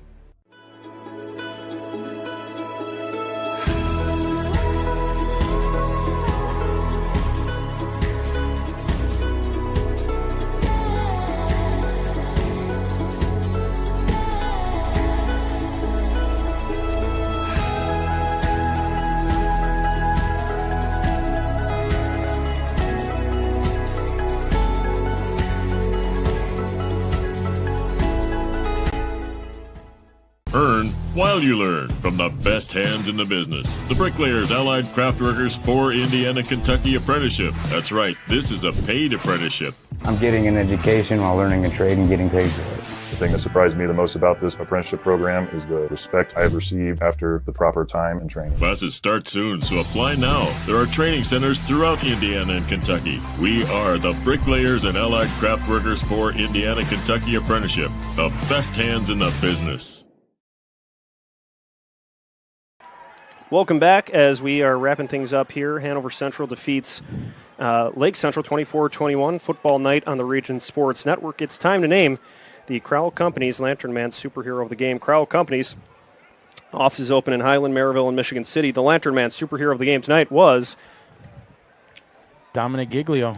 We'll go with Giglio, the running back from Hanover Central. He had 2 touchdowns, had a big 20-yard run to set up that first touchdown. Both of his touchdowns were from 1 yard out, but he was really getting it done in all parts of the field to lead the way for Hanover, and a big reason why they were able to get this win, 24-21. Yeah, he kind of gave a great look for his other teammates, but when his number was called, he definitely performed, and that kind of opened up a lot of things for that offense. Now it's time to name the blue-collar player of the game, brought to you by Boilermakers Local 374. Earn while you learn with Boilermakers Local 374. For the blue-collar player of the game tonight we'll go with Frankie Verda.